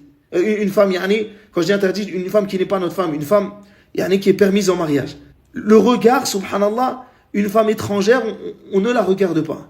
Et eux, regardez, subhanallah. Donc ça, égalité homme-femme, gouv.fr. Hein. Il est estimé que 40 000... 40 sont non, Allah al-Mustaan. Celui-là, on va le passer. Allez, kulli hal, sur le nombre, malheureusement, de femmes qui sont vendues en France. Allah al-Mustaan. Qui sont vendues dans les cas de prostitution. Ensuite, barakallahu fikum, parmi les moyens qui ont été utilisés pour pervertir justement ces sociétés, le fait qu'ils mettent l'accent sur la perversité, soi-disant, des seuls gens qui sont encore remplis de morale en Europe, les musulmans, qui ont encore cette famille, que même les non-musulmans reconnaissent, qu'on a encore ce respect, au point qu'ils nous accablent de tous les maux. Et parmi les choses qu'ils aiment souvent répéter à notre sujet, sans même, comme on a dit, regarder leurs propres problèmes, sans même regarder le fait que chez eux, un viol est moins grave qu'un vol, si tu voles l'État, c'est qu'ils disent que les musulmans sont polygames. Mais ils oublient un fait, c'est que la polygamie, barakallahu fikum, était monnaie courante en Europe. D'ailleurs, Charlemagne, je pense que vous connaissez tout Charlemagne, il est dans les livres d'école de la dynastie des Carolingiens, était un roi connu, écrit dans les livres d'histoire comme étant un roi polygame. Et il est même dit à son sujet qu'il était incestueux. D'ailleurs, l'Église catholique n'interdit la polygamie que récemment. Donc récemment, c'est-à-dire dans les siècles passés. Mais elle était véritablement interdite que bien après le début de cette interdiction. Et malgré l'interdiction, les rois qui étaient issus de ces unions polygames, les rois de France ou d'Europe, étaient considérés comme légitimes. Et ils avaient le droit ils avaient le droit de prétendre au trône. Ainsi, subhanallah, on voit aussi que parmi, par contre, les choses qu'ils faisaient aux femmes, c'est qu'ils leur interdisaient le divorce. Donc ils enlevaient des droits aux femmes, tout en utilisant des droits qu'Allah leur a donnés, en exagérant. Ainsi, subhanallah, cette interdiction et cette critique de la polygamie ne profite aussi qu'aux hommes. Vous savez pourquoi ? Parce que la polygamie, elle est pratiquée en France par la quasi-totalité des Français. Et qu'elle est tout à fait acceptable du moment qu'elle n'est pas musulmane. Il faut juste qu'elle ne soit pas musulmane. Il faut juste qu'il n'y ait pas de rapport avec l'islam.